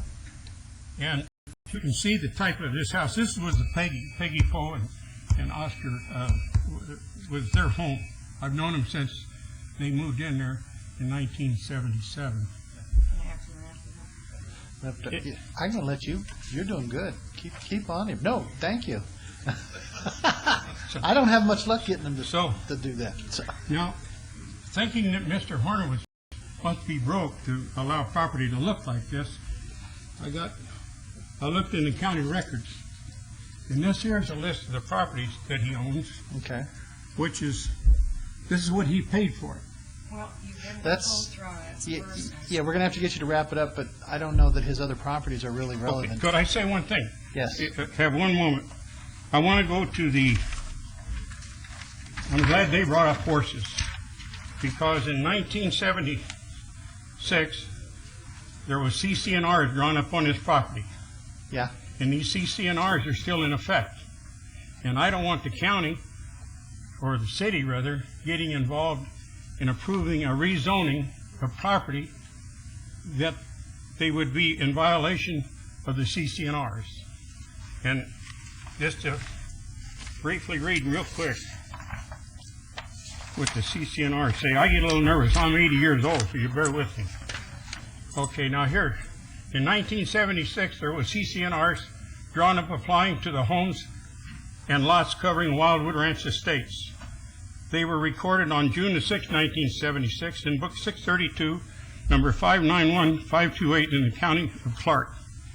On page 3, paragraph 19, states that the covenants are binding for 30 years from the date these covenants are recorded and shall be automatically extended successively periods of 10 years unless an instrument signed by a majority of the 10 owners of the lots has been recorded agreeing to change said covenants in whole or in part. As far as I know, they've never had any changes. And could the city be in violation of trying to rezone something that has restrictions on it? I think the city attorney addressed that the city code supersedes the CCNRs. No, it's just the opposite. The city code does not supersede the So the CCNRs would be...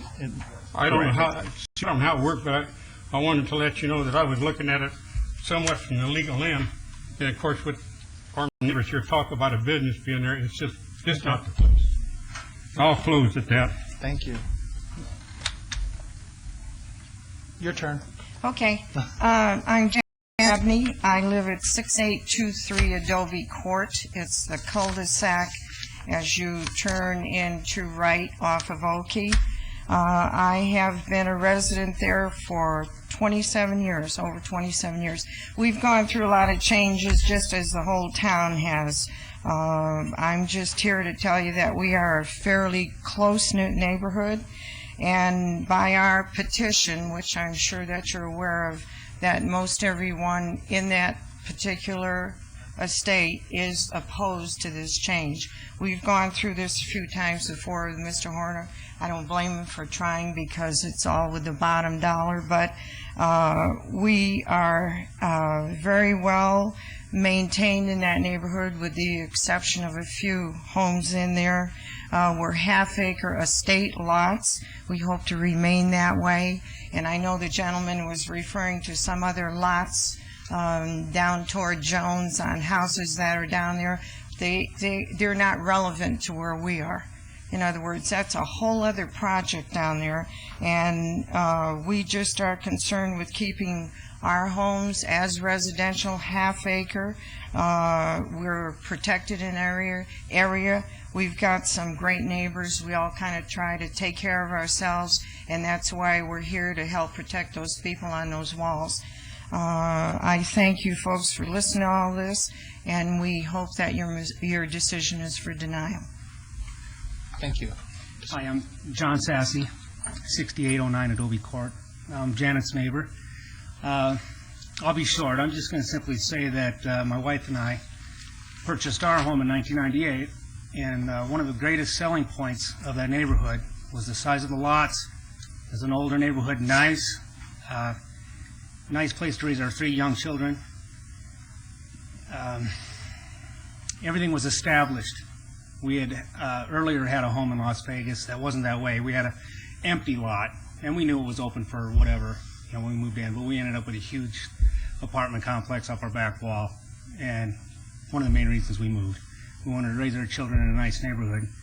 We're probably one of the few families in the neighborhood with young children, but the future prospects of this neighborhood for families to move in as retirees move on is great, and to have something like this happen, I think would really disrupt the integrity of this neighborhood.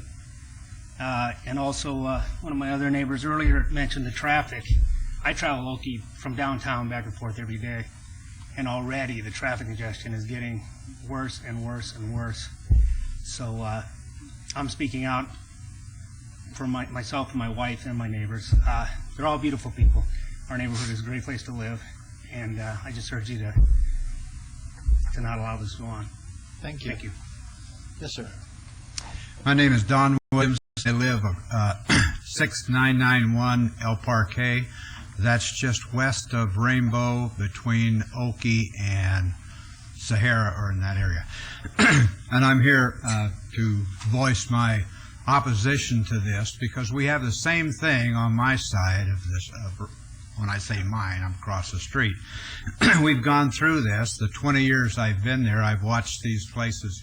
People come in and buy one house and then speak for 3 or 4 houses, as they seem to be tonight.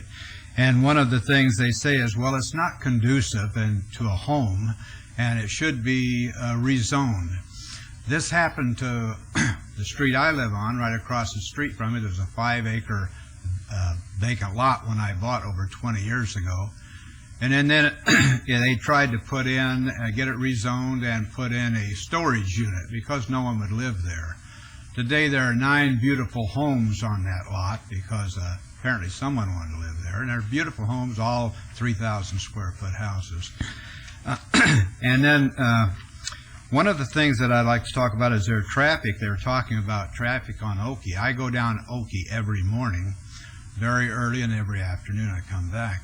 The people that come out of the establishments on the corner of Rainbow and Oakey, there is a divider on Oakey that sets back maybe 200 yards or 100 yards, preventing them from coming out of a driveway and crossing over and going to the opposite direction. If they were going, instead of going east, they want to go west, they just go right down and jump around the corner of that little barrier, and that's right in front of those homes that are supposedly going into a business. Well, right now they're doing that, and there's supposedly no one there. I can only imagine that traffic is going to get very bad. And my next thing is, why do we have zoning requirements and laws and restrictions on homes? Like our house in the area I'm in is a rural community like this. So you can have horses. I wouldn't. I'm a farm boy. No one puts a horse on a half acre. But still, it is zoned for that. Why do we have that? It seems like every week I'm in here, or getting paper if I don't come down, where we're trying to rezone it. The people buy the home, and then they want to rezone it the minute they get there. They come from I don't know where to buy this house, but it's strictly for money. There's 3 homes on O'Bannon, right off of Rainbow on the west side, that they're doing the same thing that they're doing here. They bought one home, and they're now trying to get them all 3 rezoned to do the same thing they're doing here on Oakey. I'm against it, and I'd like to see you people think about that a little bit. Thank you very much. Thank you. Yes, sir.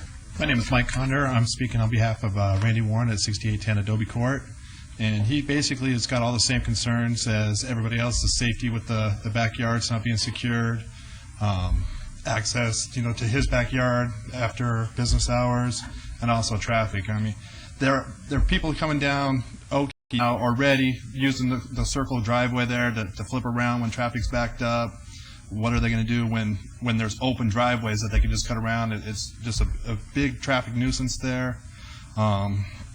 And then, yeah, just the safety concerns for property. Thank you. Hi, my name is Joan Stocker. I'm at 1907 Redwood, right across the street from the Firemen's Memorial Park. Okay, I'm the 4th house from the corner. We had gone to the meeting with Mr. Horner at the Memphis Barbecue back in September.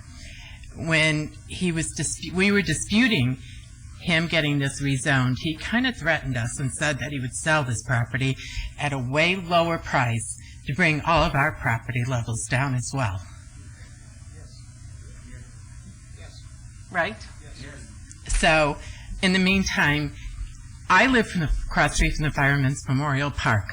We don't want an office center there. We don't need more people going in our neighborhood park. Last year I had a rock thrown through my front window, and we just want to keep it a neighborhood. So, thank you. Okay, thank you. Anyone else wishing to speak? Seeing no one, I'll close the public hearing and ask Mr. Rankin, according to what the city attorney gave me, the CCNRs would be applicable here. Have we looked at those and see if they do not allow commercial? Excuse me, Mr. Chairman. The thing is that we really wouldn't take those into consideration. Yeah, Okay. I mean, That's what I thought. Yeah. Then you gave me this, and it sounded like we but were. what we were saying is that even though we would allow them to do it, they're still covenanted by those CC&Rs, and their CC&Rs would supersede our Title 19. So if the CC&Rs say no commercial, Then that's a private agreement between okay, the we're not property bound owner by and that. the. Okay, thank you. Yeah, that's what I thought. Okay, Mr. Ginzer. And Mr. Chairman, that is something that Mr. Horner is going to have to look into because as when that was brought up, he indicated to me that he was not aware of that. So that is a private covenant that will have to be reviewed. Just a very brief response. Again, we are asking for PR, which is professional offices, not commercial. And there is a clear distinction in that professional offices are just that. You cannot have retail-type uses in a PR zone, which is what really generates additional traffic. An office use, normally 8 to 5, Monday through Friday. And depending on the type of professional office, I will say, should one of the other homes consider, as an example, putting in a medical office, that could generate more traffic than maybe a real estate office, but that is part of the PR zone. Mr. Horner has indicated that if the height of the structures is an issue, he is willing to agree to a condition that limits these properties to 1 story. Again, we meet all of the parking requirements in the front yard area, and there is no need to go into the backyard of any of these parcels to meet those requirements.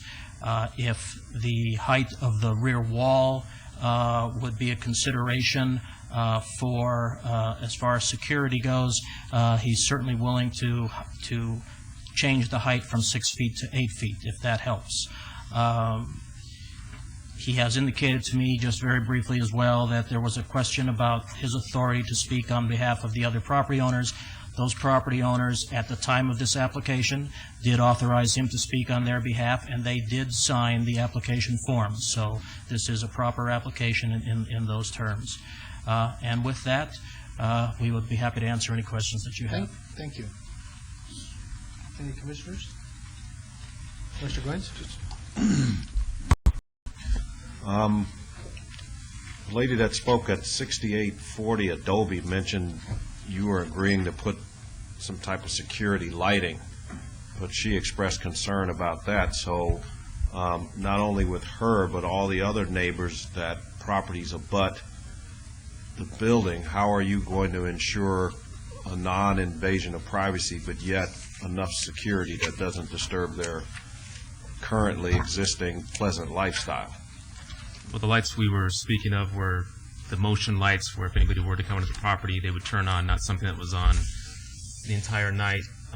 We have it set up to have gates at the property on each side of the, you see right here and right here, 8-foot gates, so you can't get into the backyard. And since there is no rear access, as far as no parking back there, I mean, we have issues even now with, even though these are residential, we have people, because of the traffic, will pull into our driveways and turn around and go out the other way so they can change direction, which, you know, I mean, it is a different situation. I've been questioned by the neighbors why I don't live there, and I have 2 young children, and I would not live on a street that is that busy on the chance of my child getting out the front door and getting out and getting hit by somebody driving 50 miles an hour down, down Oakey. I have a tenant that is there, and he, voices concern, like one of the gentlemen was saying about the Harleys at 2 in the morning, coming down past the median and turn around and revving their motors, and just, it's a commercial area. The whole west side of this community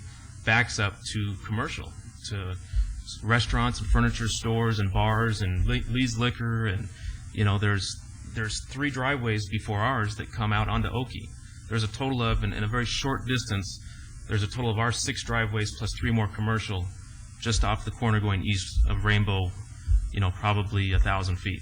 And then on the other side of the street, you've got the driveways that come out of Starbucks and Lee's Liquor and everything else that come out onto Oakey. So there are definitely a lot of driveways, and all the way down. You've got the water retention basin, then you've got Opportunity Village, you've got Bonanza High School, you've got Community College, you've got the park. But I think my question was going back to securing and lifestyle. How do you not disturb the lifestyle that these people have come to, from what I see as with their togetherness and their support of and their overwhelming opposition. Right. To me, it's a lifestyle issue. You're getting ready to change it. Well, I guess that's the issue, that I don't see the change with an 8-foot wall, landscaping along the back. But then they and go the to security gates. The security lights were, I didn't want to put up lights that shined into their backyard. I mean, that wasn't. So you go from your backyard where it was a pleasant view now to something that looks like you're sitting up on the backside of a desert correctional center with wrought iron and lights. I had offered that 8-foot wall if that was something that they want. We can leave it 6 foot and landscape it, which, presently there's not much landscaping there. Thank you. Thank you. Commissioner Truesdale? Yeah, I just wanted to clarify. Are we changing the application only one lot at this point? Or The general plan amendment and zoning are for the 3 lots. The site plan that's in front of you this evening is just for the middle lot. And and that's kind of my concern is, if we're going to look at these 3 lots, I would say let's look at the 3 lots. I mean, if we give one lot to you and nobody does anything else, all we've done is create a huge spot zoning here. We start doing exactly what the neighbors are concerned that we are doing. I mean, we're letting one lot erode the values or erode into the other properties. I was kind of hoping that this, if we were going to make a decision, this was all inclusive. There was a site plan that was collectively and all together. But like so many applications, it starts out with one item and then it starts whittling away, or like Commissioner Dunham brings up, we wind up with no more daisies. But I have a lot of concerns with this application in this area, and I think the neighbors have voiced those concerns very well, and they're here because they're families and they want to protect their homes. Thank you. Please, Mr. Simon? Mr. Chairman, beforehand, can we have the applicant identify himself for the record for the clerk's office, please? I'm sorry, for the it's minutes? Brian Horner, Thank you. Address, please, also. 2245 North Green Valley Parkway. Commissioner Steinman? Mr. Horner, how long have you owned this property, the one in the middle? About 8 years. 8 years. I take a look at it and I say, wouldn't it be wonderful if this property looked a lot better? And I think that after 8 years, Please. I think after 8 years, it's obvious that you put a bit of neglect into that neighborhood when it was residential. And I'm not sure I understand what you're planning to do with that property once it would be zoned to make it look appropriate because of what you've already done with that property at this point. I look at these properties along here and I kind of say, is this going to turn into Jones Boulevard? Because of what happened between the freeway and to the north also in that area. And I see that that's the kind of thing that can creep. And I think, you have to drive in this neighborhood to understand what these people are talking about their neighborhood.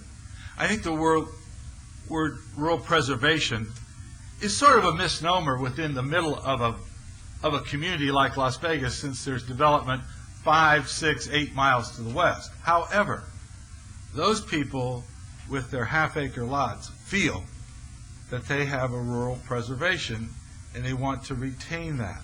And we saw 2 sides tonight. We saw the people who are entering or have already entered the retiree side, and we saw the young family. And I think there's a move to preserve that. And I think that we have, if we would zone this, a potential of creep that would go down through Okie and change the whole complexion along there. And that bothers me with this. So I'm having trouble with seeing the need to do this in that particular 3-lot bundle. And I have concerns like Commissioner Truesdale about not being able to look at the whole package. That bothers me also. rather than just fixing up a house so there can be a commercial property when it needs fixing up pretty bad, I must tell you at this point. Thank you. Thank you. Commissioner Dunham? No? Okay. We discussed in my office, I have concerns too, and I agree with you, I would not want to live there. But I also know that the other neighbors around there, which I expressed to you, that my concern is that we're affecting their lifestyles, and you have to get them to be in more agreement with you. And from what I heard from them today, I think if you had worked more with them on the lighting, box lighting, the walls, landscaping, I think you might have convinced some of them that it would work. But with the opposition that's against it, my conclusion goes to that it's just not a good place to make it commercial at this point. So is there a motion?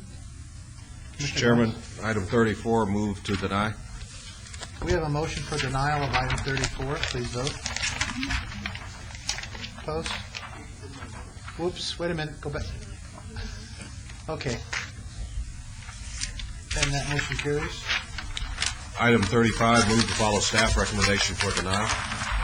We have a motion for denial on 35. Please vote.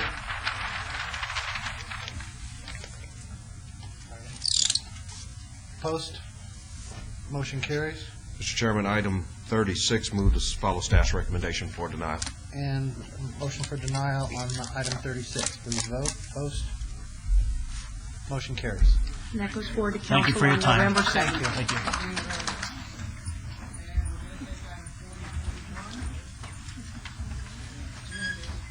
We're going to take items 40 and 41, and then we'll take a brief break. You can all stay. There's still more interesting stuff. Was it something we said, or? Item 40, DON 23834, applicant owner Clark County School District from R1 single-family residential and C2 general commercial to CV Civic at 2501 Vegas Drive. And item 41, SDR 23839 for a 122,284 square foot expansion of a public school. Staff? Mr. Chairman, the applicant has worked closely with the planning staff in order to resolve some earlier concerns. However, staff is still unable to support the location of the proposed rope course and find that it's incompatible with the residential development to the north and west, and therefore is recommending denial of the SDR. We are recommending approval of the zone change. Thank you. Looks like you're ganging up on us. No. Good evening, Mr. Durman, members of the commission. I'm Linda Perry. I'm representing the Clark County School District, 4212 Eucalyptus Annex. I brought with me tonight our architect from Wells Pugsley, Mr. Nick Bruck, and Mr. Paul Gerner, who's our assistant superintendent. What we're asking for tonight, as staff indicated, is a zone change from R1 and C2 to CV for a career and technical academy that's going to be placed adjacent to our existing advanced technical academy. Up here is Vegas Drive and Robin Street over here. I just kind of wanted to give a little bit of background about our CTAs. The career and technical academies were approved by the Board of Trustees about in 2006. There was probably 6 of them that are going throughout the valley, and the career and technical academies are a little bit different than most general high schools. This is one of 6 that will be placed throughout the valley, and these have no sports programs, no lighted fields. This one right here is a little bit smaller. Most of them have about 1,300 some odd students. This one's only going to have 700 students. And at first there's only going to be 9th and 10th graders going to the academy in the first year. And then after that there's going to be more students going at a later date. The program, each career and technical academy is specific to the area, and each one offers its own separate programs. And as you can see right here, they have global studies, the public gym, the commons area, the business and tech, and they also have public services. The district did hold a neighborhood meeting on September 5th. We sent over 857 cards out. We received 12 people that came to our meeting. And at that meeting, what we did is we addressed most of their concerns that they had. Some of them were they wanted us to go ahead and meet the residential, as staff did also, is meet the residential adjacency standards for the buildings. And we moved some of those buildings around and a little bit further back, so they are within the setback. There's also, we removed the drives. We didn't add any drives that were along Robin Street. All the existing ingress and egress points are already there. There was one, we did have an additional one on Robin Street, but we took that out and we pushed it up on Vegas Drive. We are going to add no parking signs along both sides of Robin Street. And, we did revise the parking lot up by Vegas Drive. We had the courts adjacent against Vegas Drive, and we moved those and flipped it, put the parking up there, added the ingress-egress point off of Vegas, and included the throat depth. There's one item I wanted to bring to your attention. On item number 16 in the staff report, it did say that we didn't meet the throat depth, and we did revise the plan and submitted it to go ahead and do that. We do have 837 parking spaces that were required, and we're providing 868. I know that one of the concerns that some of the neighbors had were that we were going to reduce some of the parking, but they had an issue with some of the students and other people parking along Robin, so they wanted to ensure that we had enough parking on site. I understand that the basis for staff's denial for the site development plan is the ropes course, and other than that, we've met pretty much, as staff indicated, all of the concerns of the neighbors as well as for staff's concerns. And with that, I'd like to turn to Paul Gerner. Would you point out the ropes course and explain what that is? The ropes course is right here, and Mr. Gerner is going to go ahead and explain the ropes course. Good evening, Commission members. Paul Gerner for the school district. I don't know how many of you happen to have served in the military. I've did 20 years in the Navy, and I've spent more time on obstacle courses than I probably care to remember. I understand the neighbors' concerns about a ropes course, and I would assure you that we can build a ropes course that will be visually unobtrusive and yet still quite capable of wearing out any young applicant who needs the physical training that you seek from a ropes course. If any of you happen to have served in the Army, what I've got here is a few photos of the course at Fort Benning, which I think are representative of what we might be talking about here. And I'll have to ask your technical help. I don't know whether this is feasible or not. I could not get these to print out.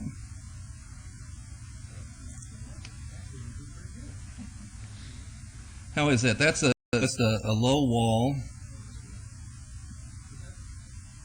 Here is a wall that you have members assisting each other to get over. That's probably 10 feet tall.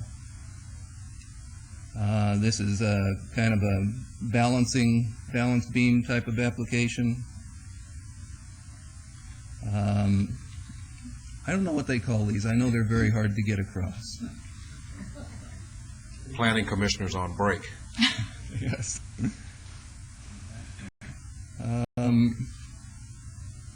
Another wall which leads to a stair step on the other side.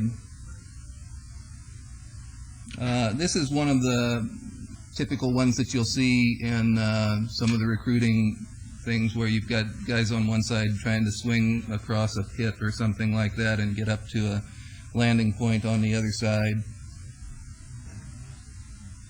Oops, I skipped went one too fast. Here's just a vertical rope climb. And here's going horizontal rope across some obstacle. Belly buster, we used to call these. This is actually from the Maine Military Academy. And this is the tallest one I think would be representative. If you take a look at that, and I'm sorry, maybe you can zoom in really close on that. Or maybe I can help you zoom in. Are you, maybe I can interrupt you for a moment. Are you trying to establish that the course won't have a substantial impact on the surrounding properties? I guess what I'd like to establish is that it's very feasible for us to build a course that as I said, would be visually unobtrusive and yet quite effective at the training that's required. This is the area of the ropes course, and it's chosen to be back on this corner where we can isolate it from most of the public interface for a very specific purpose. If you're a youngster like I was, you're going to be very intrigued about wanting to go over there and crawl around on that stuff and probably get hurt. So we wanted it to be isolated back within the controlled space of the academy so that you can't get to it without coming through the controlled public access point to the CTA in general. We would expect to have landscape buffering, probably trees, planted along the outside edge here so that it is not visible from the street. And if you think about the, say, 30, maybe 35 at the very maximum height of the taller obstacles in the course, we should put those back along the back corner here. So if you're in one of these houses and you happen to be able to see between the trees, you're going to look up and see the top of the roof of a two-story building, and slightly below that you will see the top of the tallest obstacle on the ropes course. So I would think that's generally pretty visually unobtrusive. You put the lower stuff out closer so it's not sticking up in the sight line. I think it's very, very doable. This would mainly be in operation 9 to 5, or not on weekends and not on evenings and at night? I think that we can certainly limit the hours of it. I don't want to be on one of these courses late at night, so. Yeah, that's what, I mean, I'm just thinking about the neighbors, because if we have 80 guys out there at night, it would be a little noisy. Yes, sir. Okay. Okay. Is that it? Yes, sir, that's all I had for the ropes course. Thank you. And with that, if you have any questions, we'll be happy to entertain them and answer them for you. And we'll wait for any comments from any Okay, of the neighbors. let's get the public's, this is a public hearing. Anyone wishing to speak, please come forward. My name is Hastings, 1508 Exodus Court. In this drawing, this is our Exodus Court area, and my house would be the second one from the edge.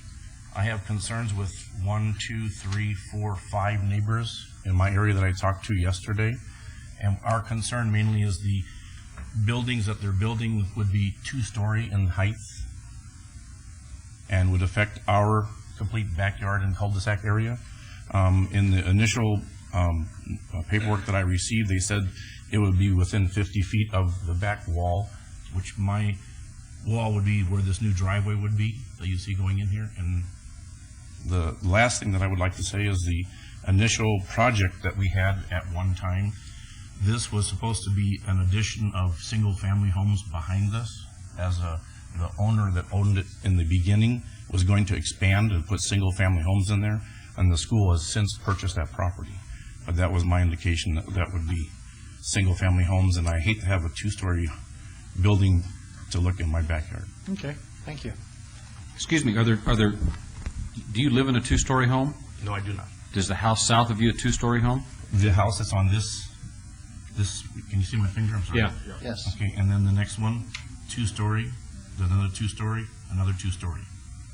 And then single stories would be out front, 1, 2, 3, 4 single stories. Thank you. Okay.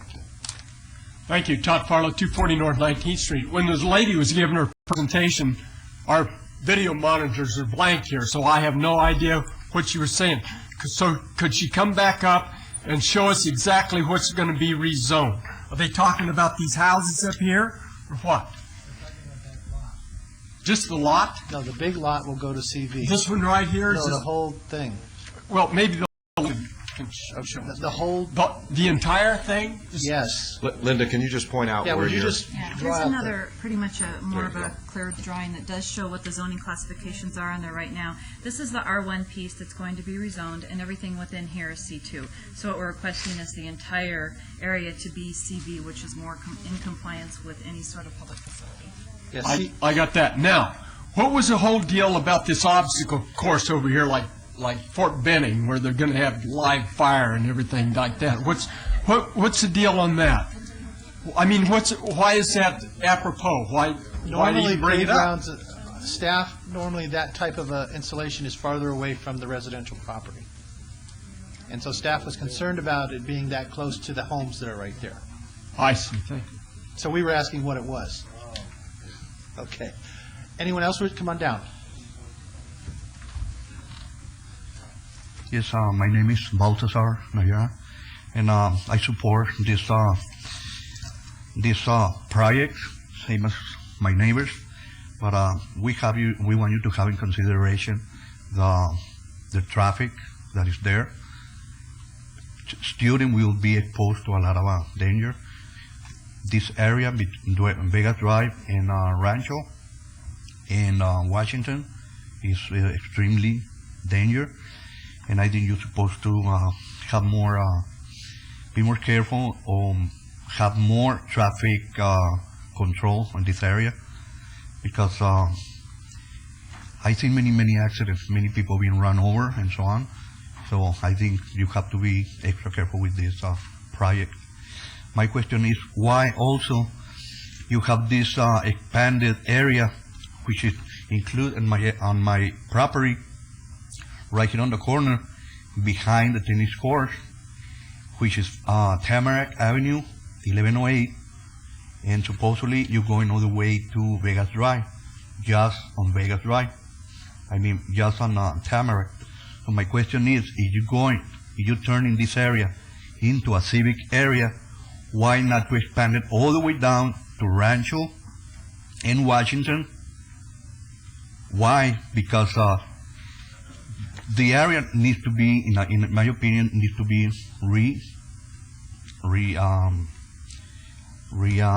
rezoned, exactly, and improve it. As you're going into a civic area, why not to have like public libraries, cultural theaters, museums, or whatever, but always having in consideration the exposure of the children, the student, which it should be our main concern to everyone. Thank you. Mr. Anderson, do we have a traffic study? He asked about traffic. We anticipate a traffic study coming in for the sites. Okay, thank you. Wasn't there no? Okay. Then Commissioner Truesdale, you look like you have something to say. Yes. I'd like to understand the academic importance of the obstacle course, I guess, as part of this. The original part of your presentation said that the school, this site was not going to have any sports programs, but I see some ball fields, tennis courts. So I'd just like to understand what those facilities are going to be used and served. And then, I mean, obviously indoor gym.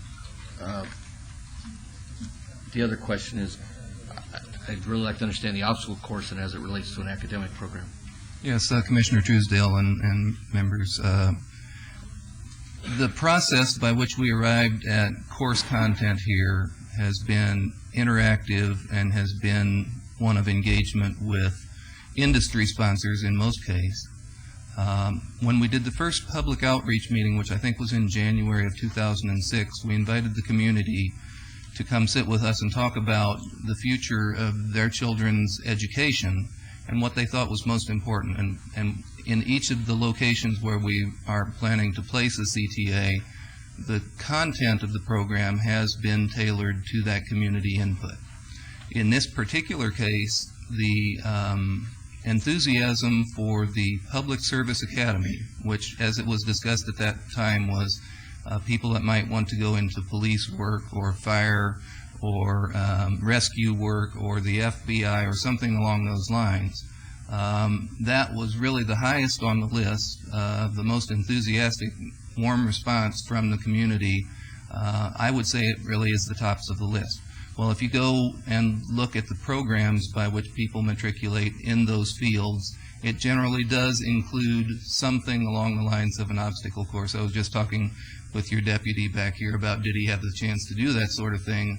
Apparently there has been one of those in town, and now the only surviving one is in up on Mount Charleston or Spring Mountain or something to that effect. I believe if you talk to Doug Gillespie or any other law enforcement official, probably many firemen, they will tell you that this sort of physical confidence course and physical challenges is kind of an important part of how they progress to the point of being able to do their duties and rescue our people and enforce the law and all that sort of thing. So I think they would all tell you that it is important. And I just wanted to add that as far as not being like a regular high school, there will be no lights, there will be no night games, there'll be no bands playing. It's not like a regular, normal high school that have that. We do offer some sports programs, but they're not as, I guess, as intensive as what they would be for a normal, regular high school. And if I could add just a couple of details to respond to public comment. As this was originally laid out, we had put the sports fields up near the front, hoping that more public use would occur. We had also, because we're pretty proud of the buildings and wanted the identity for it, we had the two-story public service academy pushed up to the front. In response to the community input that we got in September, we have relocated that academy back to the center to give better sight lines for all the people there. I would also note that this back edge of the homeowners' lots immediately to the west of us sits on about an 8 to 10 foot rise from the elevation of our school, so they have a sight advantage to begin with. Okay, and this is just an educational question. The Public Service Academy, is this, we're training people, is it like a vocational school? We're not these kids are not encouraged to go on to college, they're encouraged to be, to go other career Actually, paths? I know all the educators would take great issue with that characterization of it. I'm just the facilities guy, but they will tell you that all of these academies are really addressed to give the option to a student. For instance, a student that goes to the Public Services Academy might finish his course of study and go directly into the police force. Obviously, he would have to pass through their wickets. But if he wanted to take that a step further and perhaps go to the FBI, he'd take what he has here, go through a law enforcement BA, and go to the FBI in that capacity. In almost all of the academies, I can show you a direct progression between what they'll learn here and a continued college option or a direct into the workforce option, and that's the way they're designed. And these schools also, you have to apply to get into them. They're not something that every student will be able to go to. So your grades have to be at least at a per level basis for you to go ahead and attend these schools. I think it's a well-needed use in the community, and I know there's been some folks that have spearheaded this, have been working on this for a while. Shirley Barber, and on the school board in that area, and also at the state senate level. I think there's three issues here. I think it's by conditioning with some hours of operation would probably solve some of this, but I also wanted to know, based on the pictures that you showed, how many of those stations are going to be out there, and the highest one, did you say it's going to be 35 feet? I don't have an exact figure on that. All I can tell you is that if I was designing it, which I won't be, but I could easily design something that would absolutely wear you out, that doesn't have that many stations, and none of them are over 35 feet tall. I think that if you would put a restriction on it that says none of them shall be above 35 feet, and if you've got any that are above 25 feet, they need to be back in the corner, as I've suggested, so that they are not visually obstructing anybody's view. I think the designers could work around that and get all of the training that they need out of it. And that's where I was going, and Director Wheeler, it would be proper to put those conditions on at this point in the process, or where do we address that?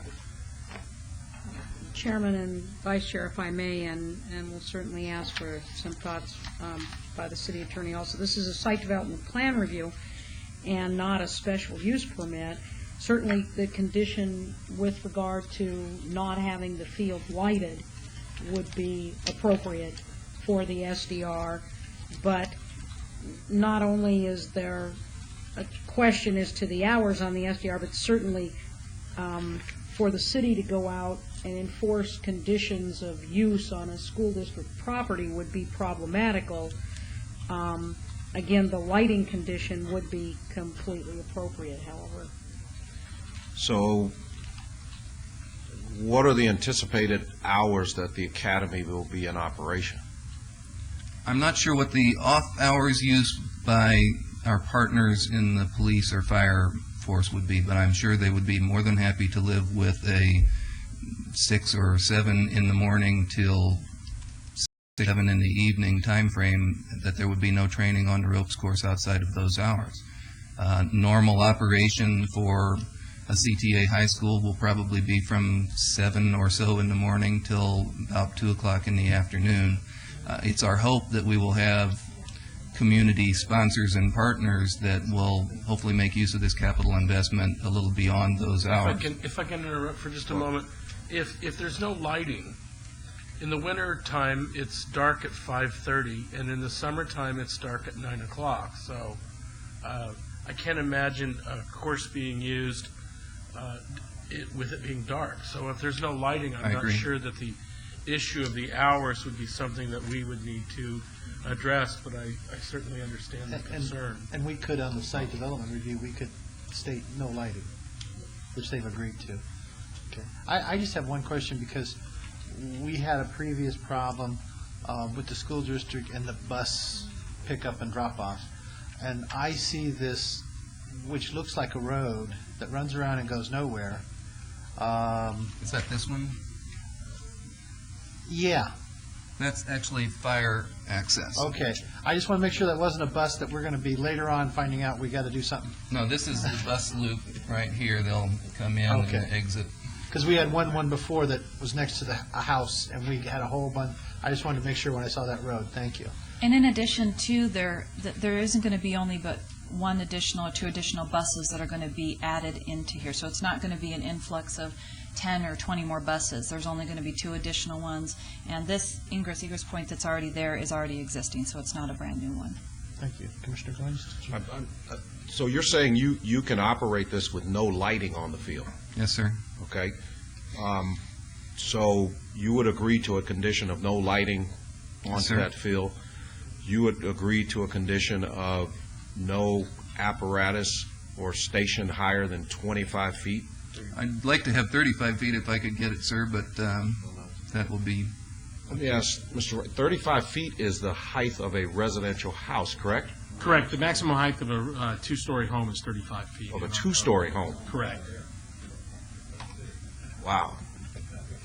Mr. Chairman, and Commissioner Goins, sort of along those lines, I guess what I want is some assurances that even, and especially during the day, you don't have some trainer out there with a bullhorn, exactly, screaming, give me 5, 10, like a drill sergeant. And I know that could be very disruptive to the neighbors. I think what we're trying to do is be sensitive to the fact that you have, you're in a neighborhood and you're going in there, and the district needs to step up and recognize that. That's, I think, our concern, and how do we get there? Yes, sir, I would agree with that. It really is not going to become a small Army base or anything like that, and I think we can ensure that the people on the district staff understand that we need to be good neighbors and not be disrupting people and making a lot of noise, especially at odd hours. And I am more than sure that our partners in the police department or the fire department or the rescue people that might want to work out there would comply with the same standards. The tallest apparatuses will be pushed up to the southeast corner of that lot? Yes, sir. But without knowing how many are going to be, I don't want to go 35. I'm going to put 25 in my condition, but I don't know how many of these apparatuses are going to be 25 feet, and neither do you. And you still haven't told me how many of them are going to go onto the site. Yes, I know the total amount. I can tell you from my experience that if there's more than about 15 total obstacles on there, most people aren't going to make it through to the end. So can we condition that to no more than 10 onto that course? I'd rather that you didn't. I'd rather that we, if need be, bring back the final design of that from, I'd hate to say 10 and find out later on that Doug Gillespie says it's got to have 12 or it doesn't certify my guys or something like that.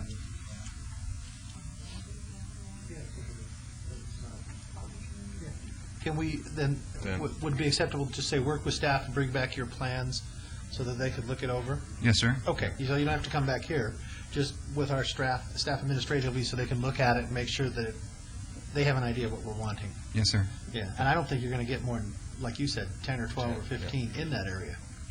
I believe that's correct. So, okay. Hours of operation, now, Commissioner Evans had mentioned that the times are going to change, so How about if we said no after dark hours, no hours that require any artificial lighting? I guess the summertime hours would be the ones I'd be concerned about. would you go to 7:30? If we say we don't start before 7 or 7:30 in the morning, then we probably wouldn't disrupt people, but it does get sunny at 5:30 around here in the summer. Let me ask Director Wheeler, is it possible we could put a condition on here to come back and review it in a year as well, to see how this may perform, or because Again, it's if I may, this is a site school plan. district? Right. So it's not a use permit. So Yeah. to review the site plan in a year, the project will be built. Again, I believe that, as Commissioner Evans indicated, his thoughts that by not having lighting, the field will not be used when it's not light. Okay. You agree to those two motions on the site, or condition on site development review of no lights on the field, and the apparatus is at 25 feet, and they will be, the larger ones will be pushed up to the southeast portion of that site. Yes, sir. And Commissioner, it probably should be no greater than 25 feet. No greater than 20, okay. Legalese. Did you address, Commissioner, did you address the loudspeakers program? No bullhorn. Yeah, no bullhorn, outdoor speakers. Yes, sir. Or outdoor public address systems.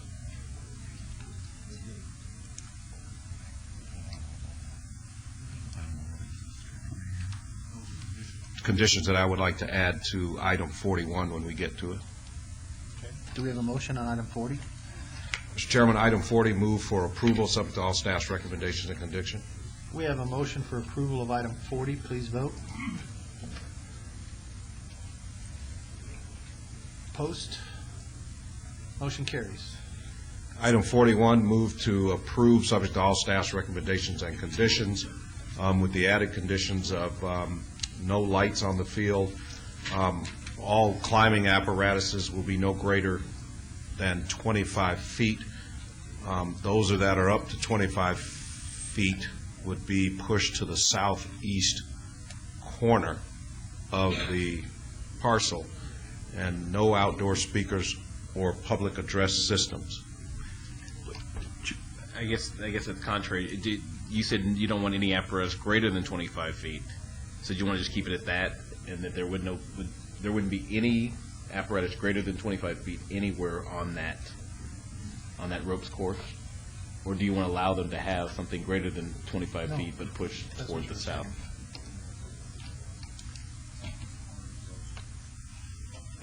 Well, I don't want the highest you could go would be 25 feet. That's fine. Correct. And then you're going to push it to the southeast corner of the ropes course. Yes, to the southeast corner of the ropes course. Chairman, if I may, Public Works, we would also recommend the deletion of condition number 16, as it is no longer applicable due to a revised site plan. And Mr. Chairman, if we could clarify the no lights on the ropes course versus no lights on the fields. I believe there are lights on the other portion of the fields in certain areas, including the tennis courts. Is that not correct? If I could give it a try. Okay. Delete number 16, add 3 conditions. One, that there shall be no lighting on the northeast athletic field. That field apparatus shall be no greater than 25 feet in height. Higher apparatus shall be located on the south portion of the ropes course to be approved by planning and development staff. And the third, that there shall be no public address system or speakers at the northwest athletic field.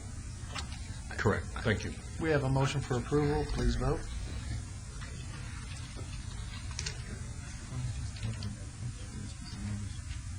Rick? That motion was as amended? Is that Yes. correct? Yes. Opposed?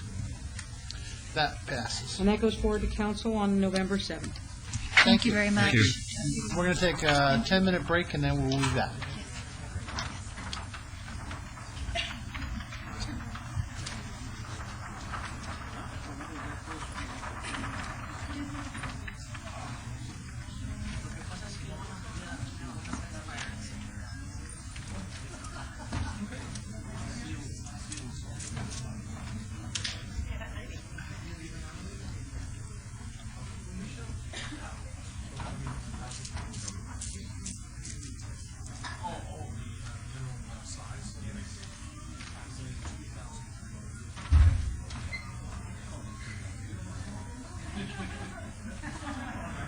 Do I approach the bench, Your Honor?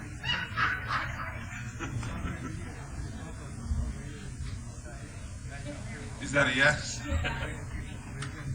Is your microphone off?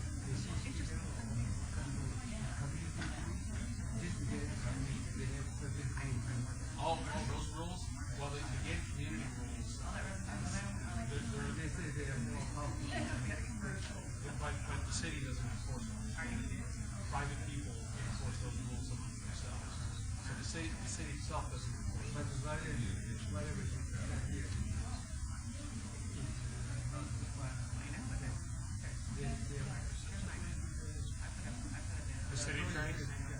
Yeah, it would be a private matter between the private groups and the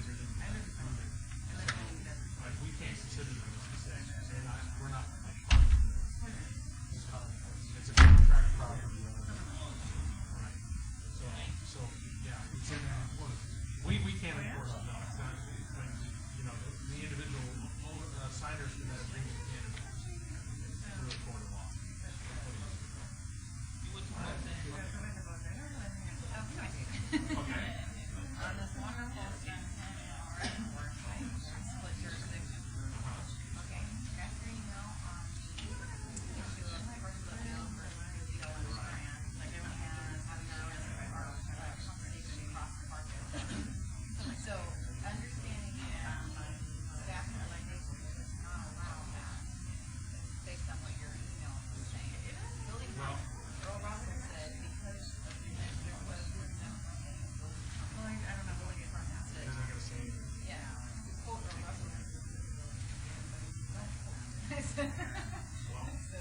I can only support the municipal code that I have. I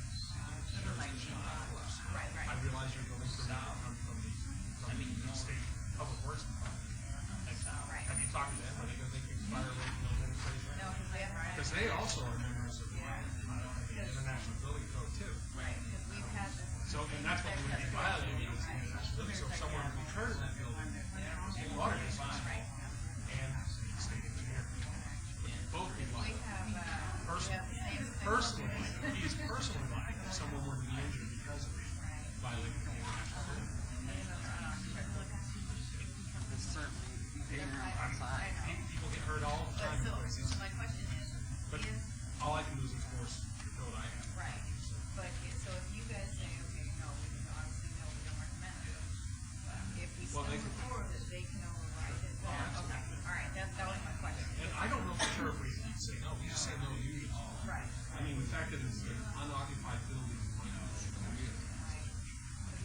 on another site, which is technically one of those lots.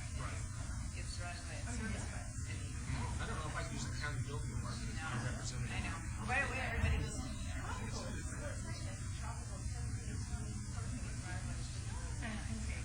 And they said, oh, sewer, the city offset. And I said, but it was the same situation, because right away, everybody said, oh, hold on a minute. And of course, and I said, okay, why didn't we just buy the yellow? And I excuse myself, this is my Redhead, yeah.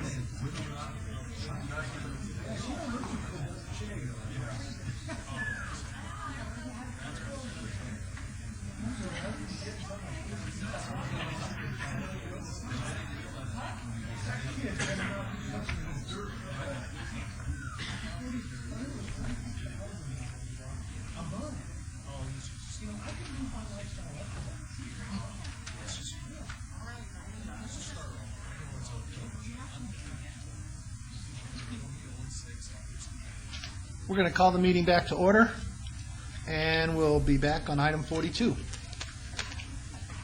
VAR 23403, applicant owner Manuel Ferrara and Sandra Lucas to allow an existing Class 2 accessory structure shed to be 4 foot from the primary structure where 6 foot is the minimum separation required at 1912 Silver Birch Lane. Staff?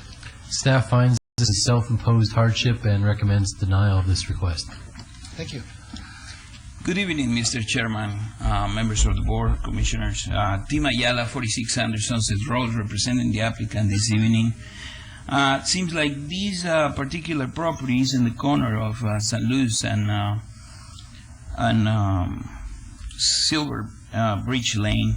And, you know, the only thing they did, this is an existing shed, and this is an existing house, and the existing porch. When they purchased this house, as the other ones that they are around there, they were in bad shape. What they tried to do is to improve their home, and I don't blame them. They asked me if they need a permit to paint it. I say no. They paint it really nice. I suggest the color, and it looks very nice. It's white with blue. Yeah, you can see it there in the picture, and you can see the shed in the back. I mean, that's an existing one, and it looks better than any of the other houses. But they catch him painting. You can see the half of the porch and the other side is not paint, because they stop him because they say that he didn't have permits to have that, and that carport, they want him to tear it down. That porch is being supported by those columns that they go from that column on your right hand side all the way to the ridge. That's a supporting column of the roof. I mean, that porch was there since they built the house like 30-some years ago or whatever. So the only thing they were doing is making it nice. And in the other side, the other house is full of cars, full of trash, and nobody gave a citation of that. And he asked me if if he should tear it down, the carport. That's why we are here tonight. Yes, for that existing carport and the existing structure on the back of this property. Okay, we're not here for the carport. We're here. We're for the distance between the carport and the existing. We're here for the shed. Yes, it's too close to the carport, but the carport has nothing to do with it. We're saying the shed is 2 foot too close to the carport. Well, the inspector told him to cut the corner of the carport so he can comply with the code. But both the structures, they were built at the same time. The only thing he did is paint it. Okay. So that's I mean. Okay. This is a public hearing. Anyone wishing to speak, please come forward. Thank you. Todd Farlow, 240 North 19th Street. It's becoming increasingly clear here that he got nailed by code enforcement. And code enforcement is there for a reason. And I'm telling you right now, we've got some problems in our neighborhood where if it wasn't for code enforcement, we have people living in sheds and stuff like that. And if it wasn't for code enforcement, I mean, our neighborhood would look like a trash dump. I mean, if this was existing when he bought the home, then that's his problem. That's his problem. When you buy a home, I mean, I don't know. I don't think that the city ought to be bailing the applicant out for his bum decisions. Thank you very much. Seeing no one else, I'll close the public hearing. Okay, Mr. Chairman. Okay. Okay. is beautiful comparing to the rest. I don't know why code enforcement has to harass this guy because he's just painting the house. But it's a simple matter. The shed involved has no foundation, it's not attached to the ground. It doesn't need a I'm not building saying permit because it's less than 100 square feet. But it is not attached. No, it's not. If you guys would push it 2 foot north, it would meet the code. It has a foundation. How we're going to push No, it? it doesn't. Not according to our report. They said it's not permanently attached to the ground. Then we won't comply with the 5 feet setback in the rear. I'm reading here, and it says the solution is merely moving the shed 2 foot to the north. It won't meet the setbacks, Commissioner, because the block wall that you can see in the rear is an angle. It will comply the first corner, but the back corner, it will be less of the setback. I mean, I can move it at 2 feet. That's not a problem. If you want me to do that, I will ask him to move him. Mr. Rankin, am I reading this correct, or is he right? You can see the map is an angle. The property is an angle. It appears that there's 7 feet from the site plan submitted by the applicant. There appears to be 7 feet between the shed and the northern property line. And they can go to 5? And they can go to 5. So if you push it 2 foot back, you made it. Mr. Chairman. Now, I would check your measurements. Yes, Mr. Through Evans? you, if I can get some clarification, our backup report indicates that on May the 22nd of this year, it says Code Enforcement Citation Number 52001. People living in a shed at the rear of the house. Shed also does not meet setback requirements.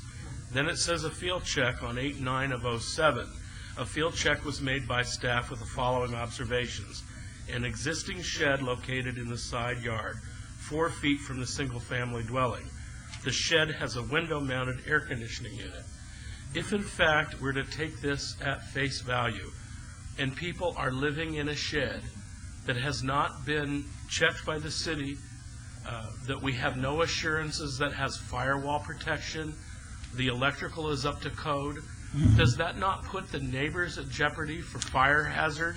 Does it not subject the neighbors to increased insurance issues? And the fact remains, what if something happens there and the place goes up like a torch, and we have a loss of life? The city, in my opinion, cannot condone that. These neighborhoods are fragile. These folks who have lived there a long time and have kept up their properties needn't deal with people living in a shed that's a fire hazard, that was constructed illegally and without any assurances of safety. And now you're asking for us to approve that. And I see something wrong with this picture. Oh, okay. You've got to convince me. Okay, Mr. Commissioner, excuse me to interrupt you, but the ones that they are there is their kids. It's like a playhouse. They have a bunch of toys. I've been there. It's a bunch of toys, a bunch of stuff. The kids, they get in and out, but they're his kids. That's the only thing. We can move it 2 feet. It won't be a problem. And it's like a playhouse. I mean, they're not living there. They have plenty of room in the existing home. Wouldn't a playhouse be even more of a hazard with a bunch of kids in there? I know when I was a kid, you wouldn't want me messing around in a little like that. In any event, I guess the issue is it doesn't meet the code, and you're asking us to approve it. But I don't understand why, other than that, you know. No, I will move it 2 feet then, and hopefully that will help, and that will be it. And I will tell them to use it just for storage. Well, then I think you can withdraw the application. Okay. You're asking us to, I mean, you're an architect, right? Yes. I mean, you're asking us to approve this, and I don't Well, it's existing for them. I mean, we're just trying to get it the way it is. You know, they don't have the money you like to just go and move it and do all these things, you know. Well, but we will try to move it 2 feet actually to the north of the in which property. case you wouldn't need the variance, right? Okay, I will draw the variance without prejudice. Okay. Which I was trying to get to before I was interrupted, but the problem would be is you have electric there. Yeah, it So was obviously, that hasn't has met power. zoning either. If you have permanent electrical installed in this building, that's not going to meet code enforcement either. So you have further problems. I'm just saying is if you move that building 2 foot, all that's in front of us tonight is the encroachment on the house. I'm Yes. assuming that code enforcement will be back there looking at the fact that you have electrical in the storage shed, which would be there. If you have an air conditioning there, I don't believe that that's also legal. It's on the window. It's one of those units. Yeah. On the window. What I'm gonna do is just to move it 2 feet and get a subcontractor, an electrician, and to go and do it right until it passes code. That will satisfy. And that's what we're saying, is Yeah. we don't want to be, we're telling you to move it 2 feet, which is great, but I Right. would be the last one. And I don't care if they have a lot of money or don't, I don't want to see somebody burned up. Okay. And my concern, you move it, now you still have electricity, and hopefully it's not an extension cord ran across the wet grass. No, I didn't see. No, I didn't see it that But way. you see what I'm saying, is you need to. I understand get that stuff perfectly. down. Okay. What I'm gonna do is I'm gonna pull an electrical building permit, and I'm sure code enforcement will help them with that. and then we'll be okay. So you're withdrawing item number 52? Yes. Do we have a motion for withdrawal? 42. We need a motion for that? Well, if he does that, does it make it if he does electrical legally, does that make it a Class 1? You can habitate? If I may, Yes. Chairman and Commissioner, with the withdrawal of this application, then that will follow up with code enforcement. They will have to come in with plans for whatever new structure they plan to build with the proper setbacks and with meeting all building code requirements. Okay, so we need a motion for withdrawal. I'll make a motion on 42, VAR 23403, move for withdrawal without prejudice. I'm sorry, Commissioner Goins had a comment? I can make it after the motion. Okay, we have a motion for withdrawn on item 42. Please vote. Post. And motion carries. Just real quick, Mr. Ayala, I just take a little exception the way you casually said it's a playhouse. Yeah, they use it for a playhouse. Well, hold on. I think these code enforcement officers and also these marshals have been trained and have been through a lot of identification training. And when an officer says people living in a shed in the rear of the house, that's a little bit different than saying kids playing in a playhouse. Right. So it is what it is. That's what I saw. I think you know what it is. So That's what I saw. I saw a bunch of toys. He's one of my guys. He works for me. That's why I'm here. It's not like. Okay. I'm sorry, and thank you for your time. No. And that's what I saw. Thank you. Seriously. Thank you. Item 43, VAR 24207, applicant owner Susan Buckham, to allow a 10-foot rear yard setback where 35 feet is the minimum required for an addition to an existing single-family residence at 3017 Campbell Circle. Staff? Staff finds that an alternative design would allow compliance with the setback standards and recommends denial of this request. Thank you. You don't look like Susan. No, I'm her husband. Okay. Todd Mars, living at that address, 3017 Campbell Circle. Thank you. Do you agree with staff?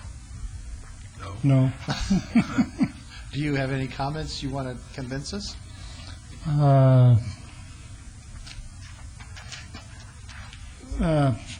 Just that based on the space available and ease for construction on the property, working with my architect, we felt that was the best place to add it, the most appealing architectural elevation, and least impact to everybody involved. Okay, thank you.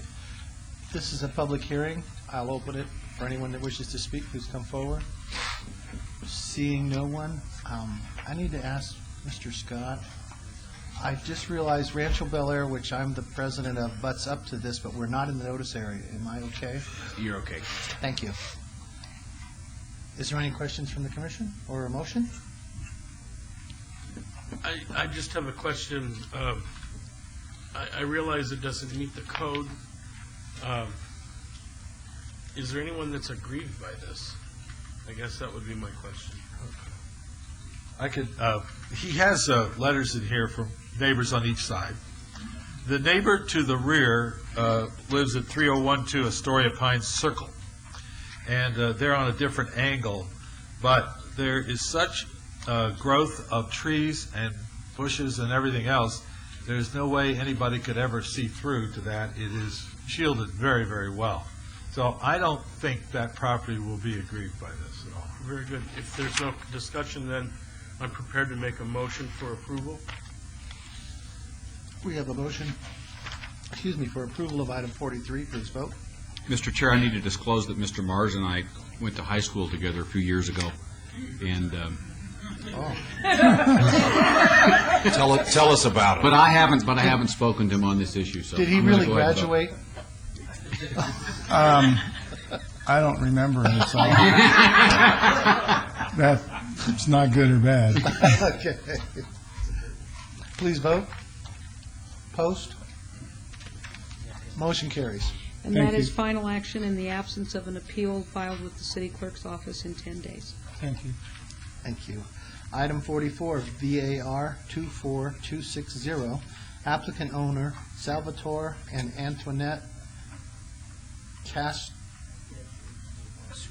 Castro Giovanni to allow a 20-foot front yard setback where 30 foot is the minimum required, a 30-foot rear yard setback where 35 is the minimum required, and a 7-foot yard setback where 10 foot is the minimum required for a proposed single-family residence at 1721 Charles Lamb Court. Staff? Staff finds this is a self-imposed hardship and recommends denial of this request.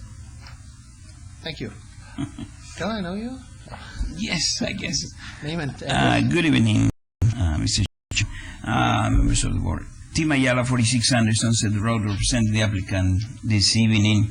And the reason being is we have a street on the west side and on the east side of this property. That's why we don't meet the 30 foot in the rear of the property. I mean, we are trying, if you can see in the back, I mean, we have, in the back of the property, we have patios on the master bedroom and on the kitchen. So therefore, they have architectural intrusion into the setbacks. That's why we needed the variance. And also in the front, because it's another street. So the front and the rear, we have streets. And on the south, we have the main street.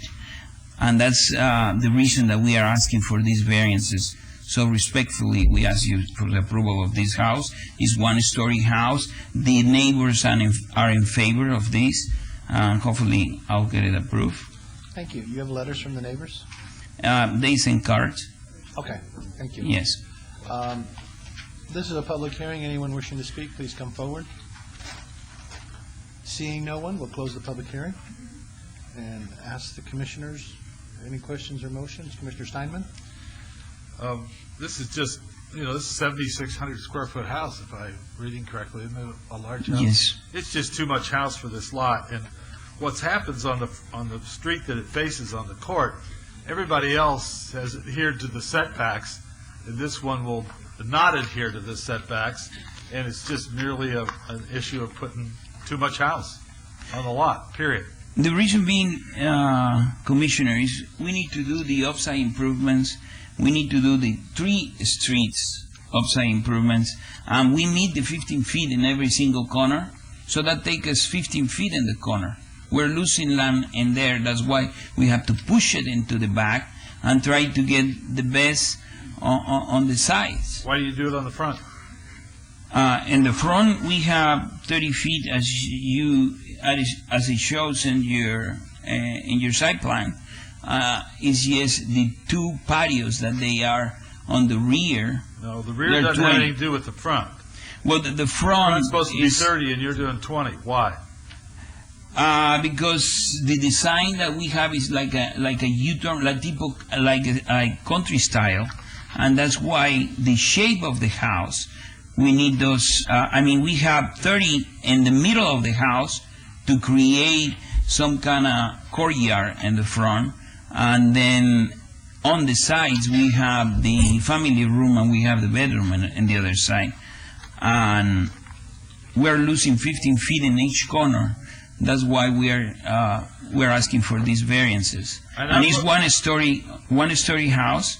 It's beautiful and nice for the type of houses that they are surrounding this property. I don't see. I'm looking at the cards that we have, and I have two attached, and neither one of them from that street. So I don't know what the neighbors are doing when they say they approve of it, when we haven't seen any of it. Well, the one in the rear is for approval.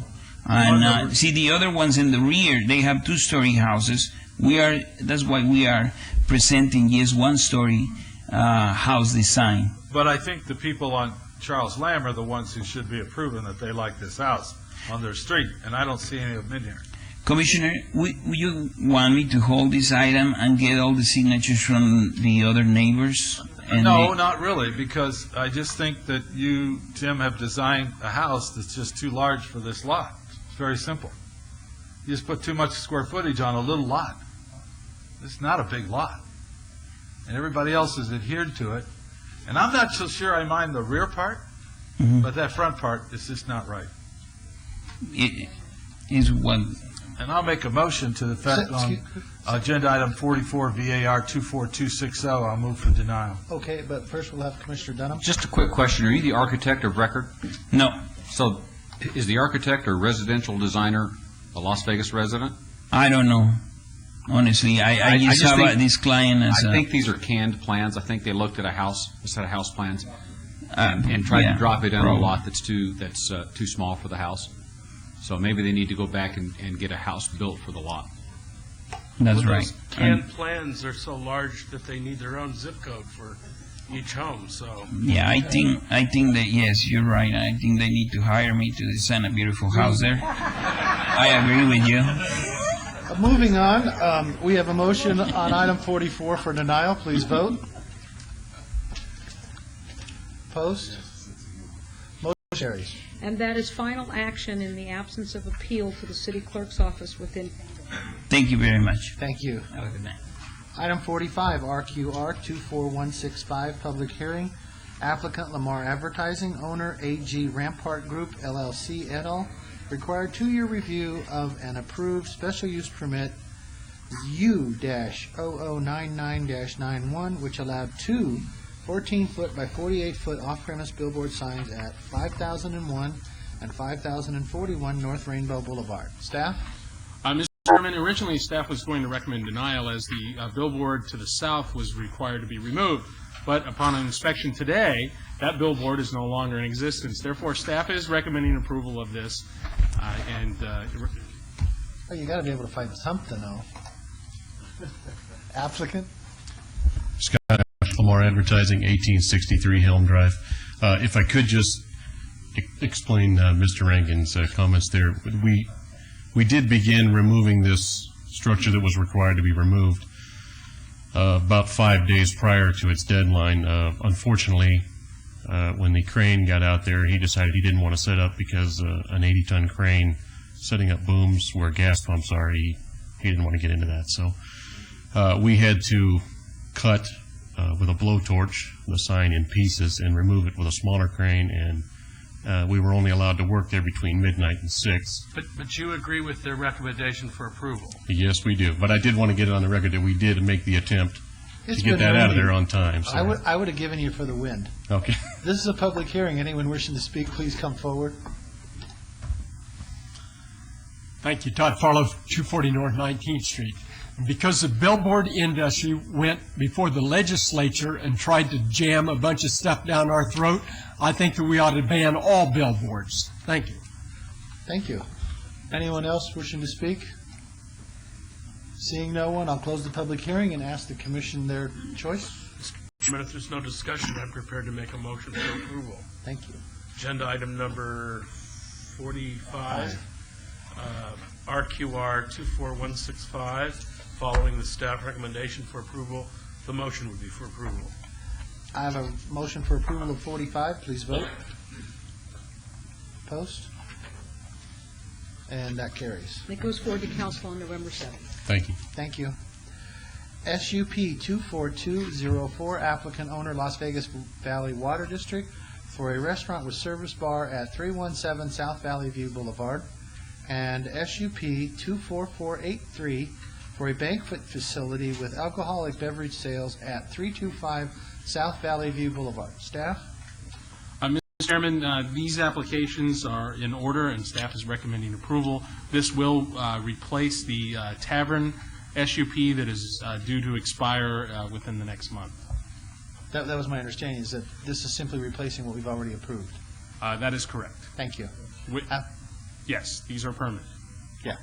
Applicant?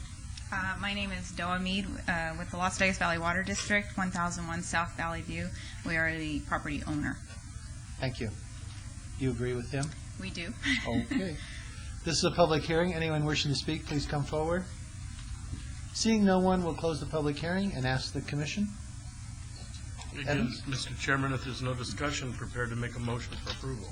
We have a motion for approval on 46. Please vote. Post. Motion carries. 47. And did you read that in? Yes. Yes, okay. My motion, again, would be to follow the staff's recommendation for approval. And just one quick question. Is this the Wolfgang Puck facility? Yes, the restaurant with bar services, the actual restaurant.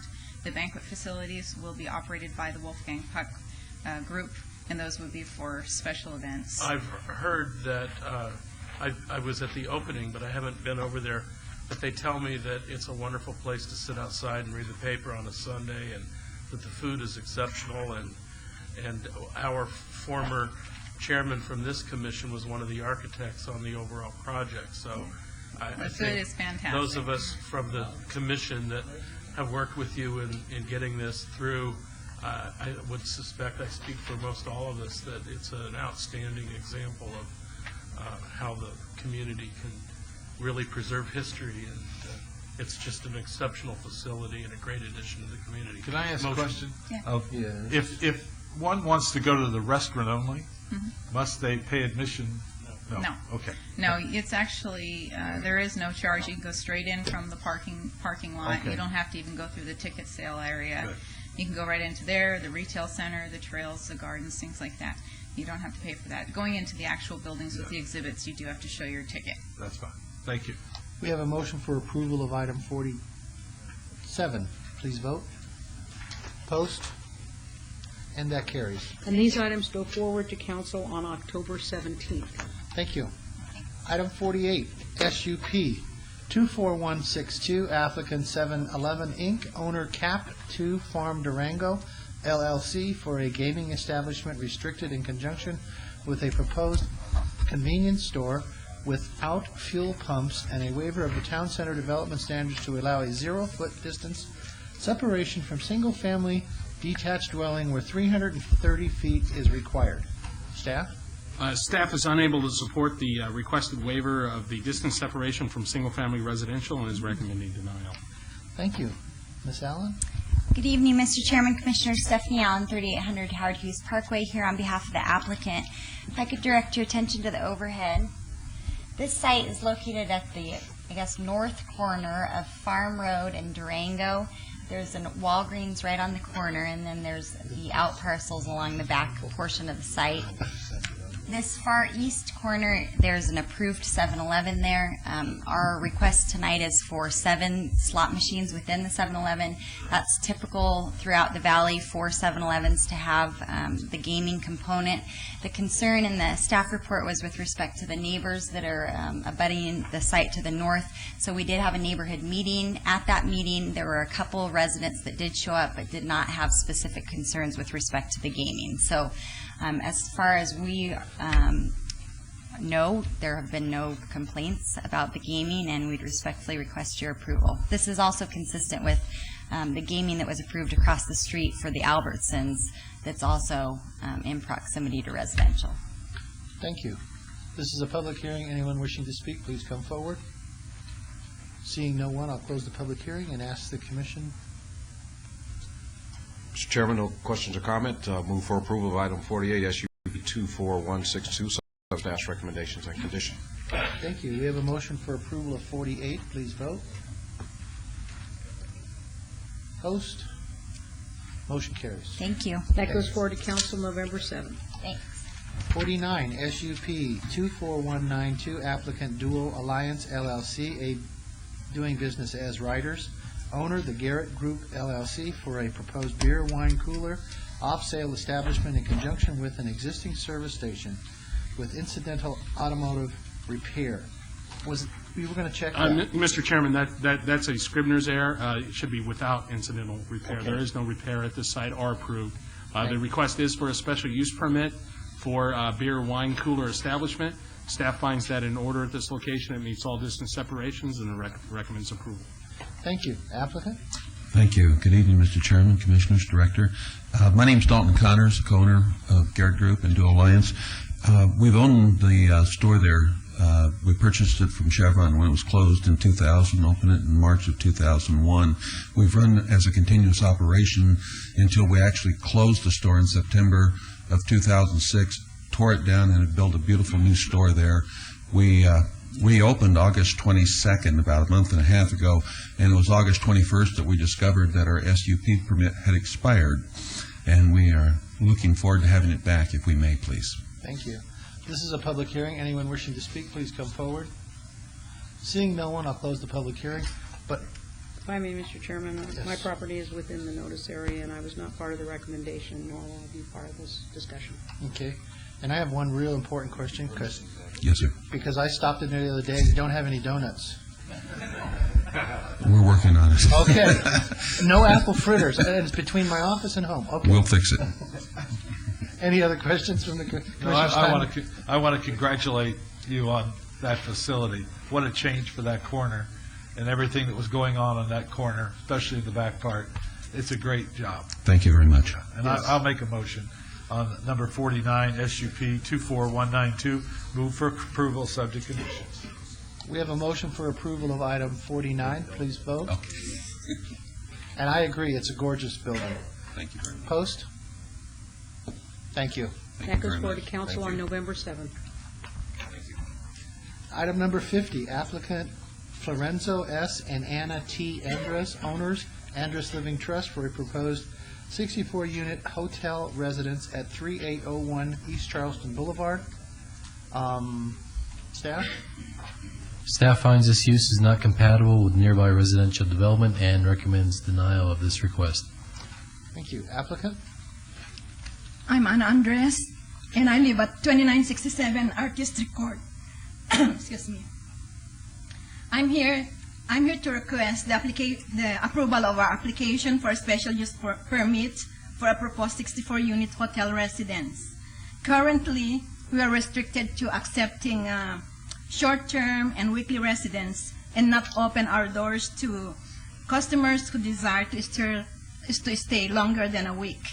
And as the result of this, we are having a lot of vacancies, and there's a growing fear that we are losing revenue, and we can't operate as much as we want to, and we'd like to improve the property too. Okay, I understand that housing affordability remains a key issue here in Las Vegas, and of course, by opening our business for an extended stay away from the downtown area, which is the area designed for tourists who need daily and short-term lodging, we'd like to open it for customers who want to rent longer than a week and monthly.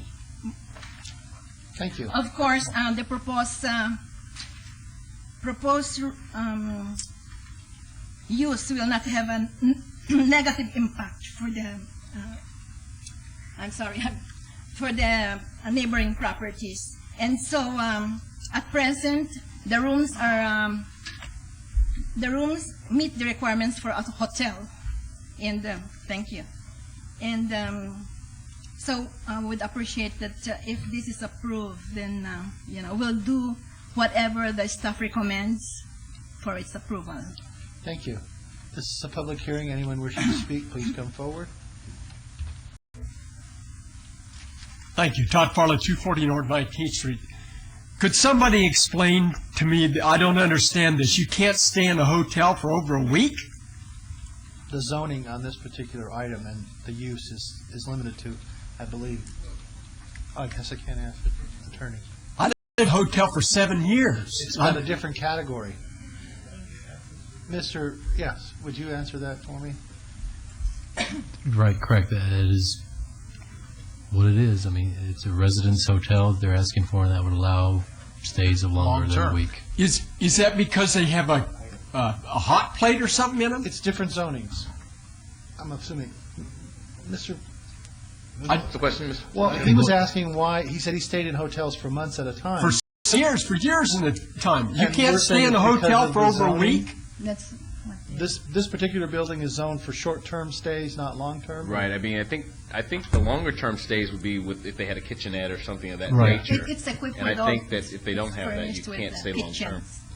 You know, we meet the requirements for the hotel residents. So in other words, all she wants to do then is put a hot plate in the things, or We already have those. In fact, we have separate bathrooms and kitchen. And I don't understand this, folks. Let I me don't ask her- understand it. I think it's an asinine law. I mean, if this is what it is. Hold on, let me ask. The first one you think that of, the law? Let me ask the ma'am. Currently, what do you have housed there, and how long can you stay? Well, when we bought that property, they have apartment. It's apartment. It's apartment, so rented it so they for rent monthly. month to month. That's right. So when we took over and there was an inspection, they say we can only rent it with 1 week, not more than a week. So that's really, we get lots of calls for people to, you know. I just think that's stupid. Hold on. I guess I don't understand why you could only rent an apartment for a week. Yeah, less than a week, in fact, yeah. That's what. But this isn't an apartment. She wants a hotel. Wait a minute. Okay. I understand that, but the applicant was indicating that she was told that you could only rent them for a week, but it's an apartment building? We cannot do an extended stay. It's an apartment building, and she wants an extended stay hotel, like a budget suites type operation, and it doesn't meet the zoning. It's not that. So she can lease it for a month or two at a time to somebody, as opposed to daily rental. You can only do daily rental extended now, right? No. No, they purposely let us do weekly only, not monthly. Or extended stay, we cannot do it. So that's what we're asking now for us to get done. I'm sorry that. These are not apartments. This is a hotel now. And part of what they're asking for now is a hotel residence. Right. Possible extended stay, even just for monthly, you know, because that's equipped with all those appliances. This is the one that was down there by the welfare office, right? You're right, and we have a supermarket Well, there now. I have no, first of all, I think it's a stupid law, but anyway, I don't have any problem. All right. Anyone else wishing to speak? Seeing no one, will close the public hearing. Is there any questions from the commission? A motion? Well, I just want to be clear. Today, they're apartments, correct? No, they're not apartments. We're currently renting for a week, but previously the previous owners can rent bi-monthly. Because when we bought that, they're doing it monthly. And so just recently, when there was an inspection, they wrote us that we have to go back to weekly because it was on a zone C1. And it has, we have to have a special use permit in order to get back to renting it to monthly or more than a week stay. If I may. I got it. The staff report on page 1, the summary of the pre-application meeting of August 8th, I think is a good summary of the situation. They had, it was a motel in 1951. Right. Then the applicant indicated that they were looking possibly for an apartment use. It was explained to them that they would have to do a general plan amendment and rezoning to do that. It was discussed what they wanted to rent weekly or monthly, and it was explained to them that by our code, the hotel residence use required an SUP.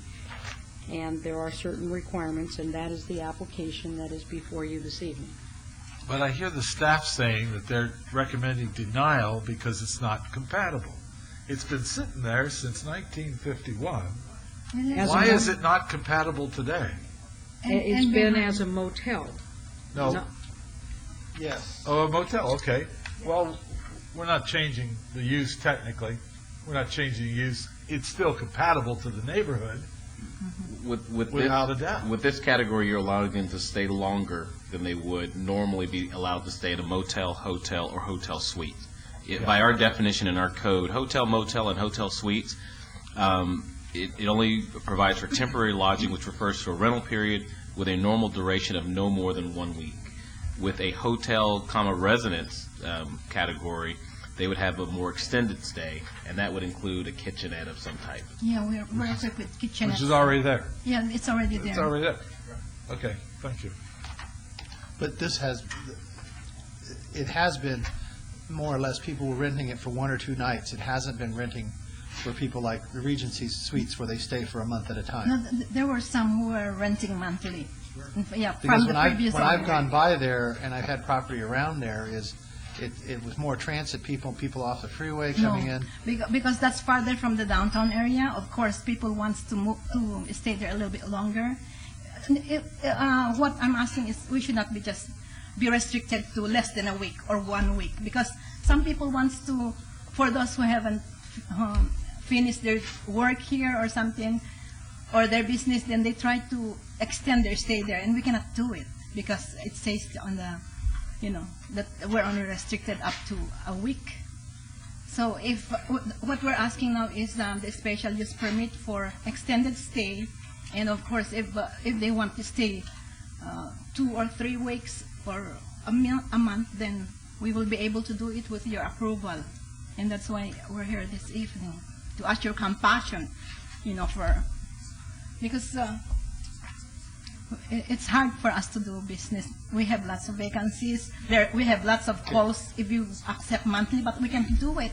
Okay, I'm just saying, for me personally, I wouldn't support it because I've been down there. I mean, it's more of a transit area, and I'm afraid that if you start having people living in there on a permanent basis, what's going to happen in that area? It's not permanent. I think it's not permanent. Is there a motion on the floor? Mr. Chairman, I would make a motion to follow the staff recommendation for denial. And again, my concern is that I think it's been proven there's a substantial history in the urban core where when you create these extended stay facilities, there's a real opportunity for mischief. And I can point to about 100 of them where that will, and perhaps not with this application, but I'm not comfortable with that, so. We have a motion for denial on item number 50. Please vote. Opposed? Motion carries. And that is final action in the absence of appeal to the city clerk's office within 10 days. We can appeal? You can appeal. Thank you. Okay, thank you. Number 51. I'm going to abstain on this as I'm currently the president of Rancho Bel Air, and this is in Rancho Bel Air subdivision. So I'm going to give all this fund to Commissioner Goins. Item 51, SUP 24214, special use permit, public hearing. Applicant owner Scott and Veronica Selco request for a special use permit for the conversion of an existing 561 square foot Class 2 detached accessory structure garage to a Class 1 detached accessory structure casita on 0.52 acres at 2401 Driftwood Drive, Ward 1, Tarkania. I'm Stephen Jackson. I'm an architect. Staff. Okay, go ahead. The accessory structure meets the height and size requirements, and staff recommends approval. Thank you. Again, hi. I'm Stephen Jackson. I'm an architect. I'd like to introduce Dr. and Mrs. Selco, owners of the house. The house right now is not occupied. It's not in real good shape. It's in a fantastically beautiful neighborhood, and we're going to totally rebuild and remodel the entire house and really improve it. Can you put your address on the record for me? 2401 Driftwood. Okay. And you're in agreement with all the conditions set forth? Yes, sir. On the approval? Mm-hmm. Okay. This is a public hearing. I'll go ahead and open the public hearing. Anybody in the audience for or against this item, please come forward. Todd Farlow, 240 North 19th Street, and I know if Mr. Jackson's doing it, I know it's going to be nice. Well, thank you, sir. Thank you. Seeing no more from the public, I'll close the public hearing. Any comments or questions from the commission? Seeing none, I'll entertain a motion. I'll make a motion to, on item number 51, SUP 24214, move for approval, subject to conditions. There is a motion for approval. Please cast your votes. I like what you're going to do with the house. Thank you. It's really nice to have such cool clients from LA that wanted something different. Yeah. That motion has been approved, And it goes forward to council on November 7th. and good luck. Okay, thank you.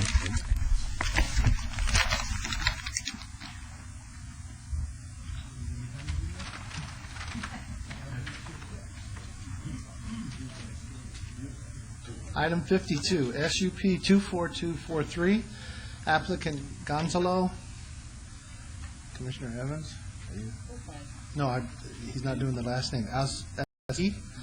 Owner Eck Holding LLC to allow for a beer wine cooler off sale at a proposed general retail store with a waiver to allow a distance separation from a city park of approximately 150 feet where 400 foot is required at the southeast corner of Charleston Boulevard and Maryland Parkway. Is the applicant here? Mr. Scott, do we need the applicant? Okay. You know, since it is a special use permit, it would be nice to have the applicant here to agree to the conditions of, if you were going to approve it, so. Okay. I have one question, though. Does City Park still count as a park when it's closed? Yes. Okay, I mean, It still is a viable existing city Okay. parking, yes, it does. even though we closed it? Yes, it still Okay. counts. Then do we have a motion to hold this? Make a motion on number 52 to obey for 2 weeks. 10:25? Is that good for Is that staff? okay? Can you get a hold of them? Should we move it to November since we have a lot? Okay. No, 2 weeks is fine. We will attempt to contact the applicant. We'll send them a letter and give them a phone call.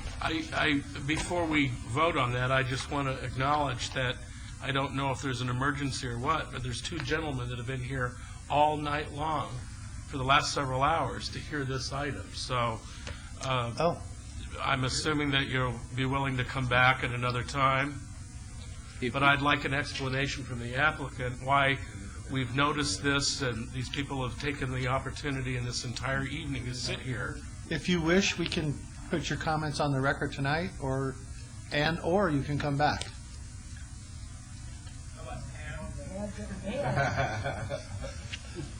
We'll just need to make sure, Chairman, we'll just need to make sure to incorporate this record with the record on the 17th, if that's when you're going to hear.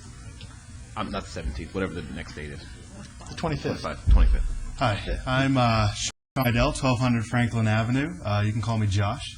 And I live in very close proximity to the park. In fact, it's immediately to the north and west of my property. And it was a great question on your part, Chairman, to ask if a closed park is still a park. And, you know, all the issues with that park and what the eventual use for that will be aside, it is a really nice thing for us residents who live near it, even just to have the green space there. Sans vagrants is even nicer. But I am concerned that if there was something similar to the situation that we had right now with the Circle K that is adjacent to the proposed corner, there's a lot of congregating there. There's a lot of activity. I mean, numerous times have I seen multiple police cars pulled into that parking lot. And, you know, that whole corner is another issue that I think in future can be addressed. But for the issue at hand today, I think it's inappropriate to allow the variance for the proximity to the park especially, but more specifically for future concern to the use of the Huntridge. As you all know, this property adjoins the Huntridge.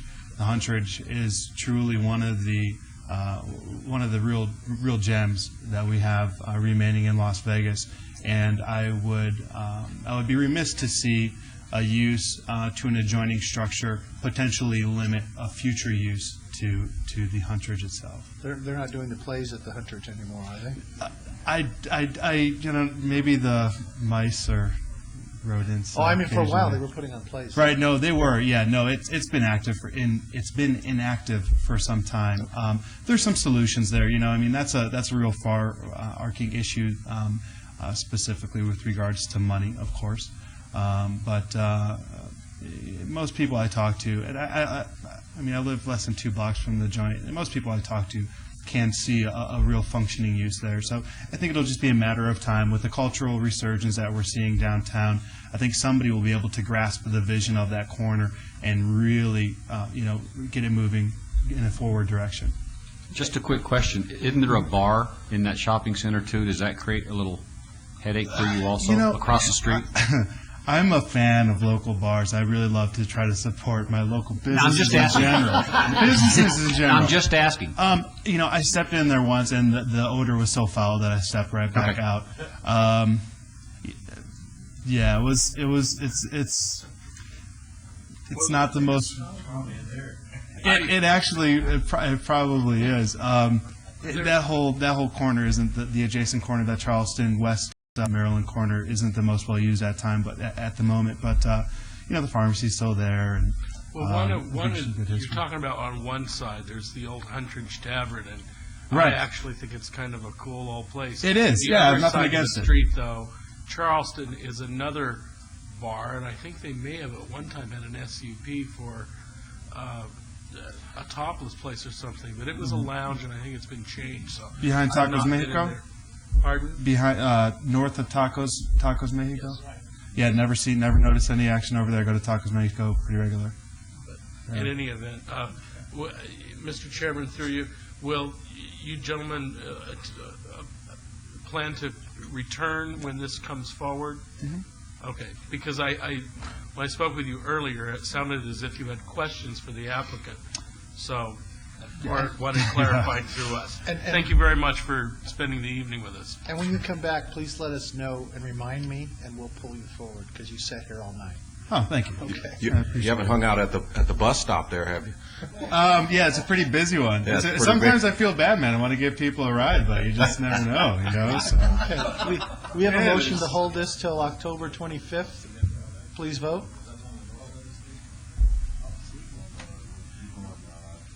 Thank you. Post. And it'll be in 2 weeks from tonight. Same location, same channel. Thank you. So it'll be Thank October you. 25th, Chairman. Tacos. Moving on to number 53, SUP 24249, applicant Sunrise Children's Foundation, owner J.G. Sahara, LLC, for a social service provider at 1000 East Sahara Avenue, Suite 101 and 103. Staff? Staff finds that the proposed facilities are adequate for the use and is recommending approval. Thank you. Do you agree? Name and address? I do agree. I'm Pat Nation from Sunrise Children's Foundation, 3196 South Maryland Parkway. We had to move there because of a fire January 24th. If you remember on Stewart and Eastern, the welder on top of the roof So our place there sustained severe water damage, and so we were forced to move in order to keep staff and clients safe. And so this has worked out very well, and I'm very pleased that you've approved it. Thank you. This is a public hearing. Anyone wishing to speak, please come forward. Thank you, Todd Farlow, 240 North 19th Street.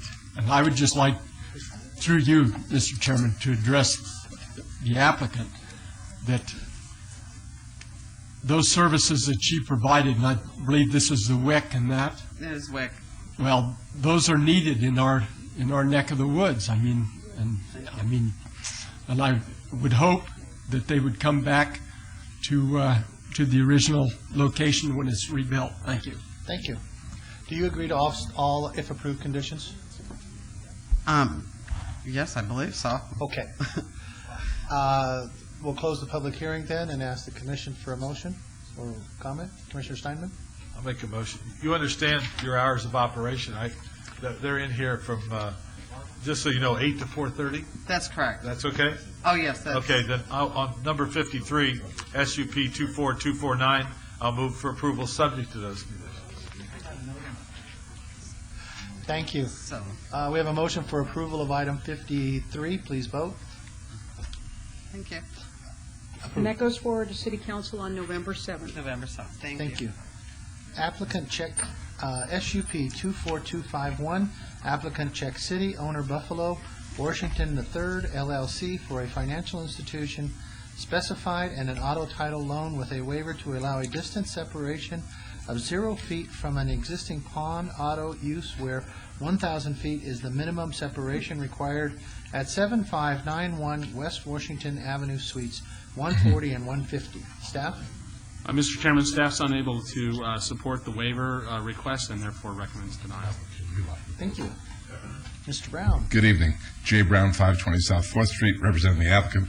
With me is Lucy Stewart. The applicant's proposed location is the shopping center at the southeast corner of Buffalo in Washington. And if you may recall, I mean, you have so many items, but this item did appear before you about a year ago when you approved the item. At that time, in the same shopping center, there were 2 other so-called financial institutions. One is the pawn shop, Super Pawn, which is still there today, and the other was another, I call loan operation that really, my recollection is just did title loans. You approved the application, and after your approval, before we went to City Council, the applicant decided to withdraw its application. Subsequently, one of those financial institutions, the title loan place, closed. As a result of that, the applicant has decided to go forward now because we believe our business is completely different than that of a pawnbroker. We're a payday loan, full operation. And with that, I'll turn the microphone over to Ms. Stewart. Good evening, Chairman. Lucy Stewart, 856 East Sahara. And I really don't have anything else to add. Unless you have any questions, I'll be more than happy to try and answer them for you. Thank you. This is a public hearing. Anyone wishing to speak, please come forward.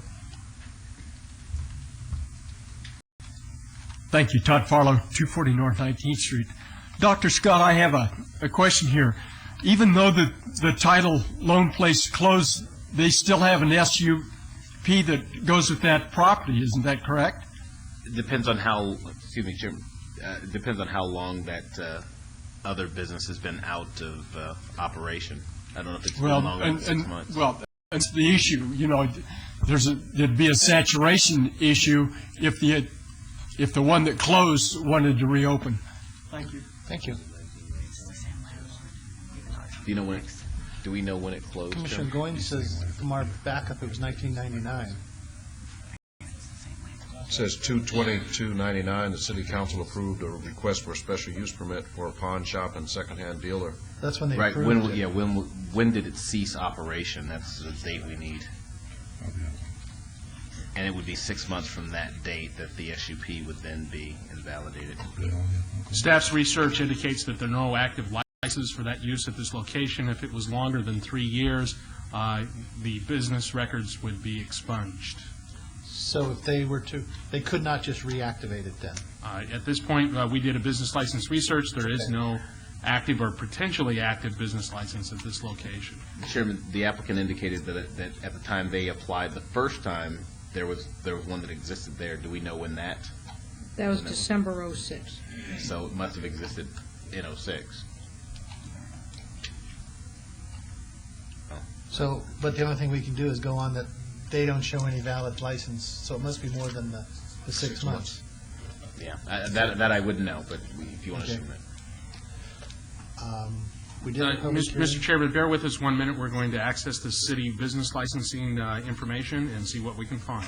Okay, and just the issue is saturation, and I'm hearing that one of the businesses went away and now essentially it would be a wash. Is that the...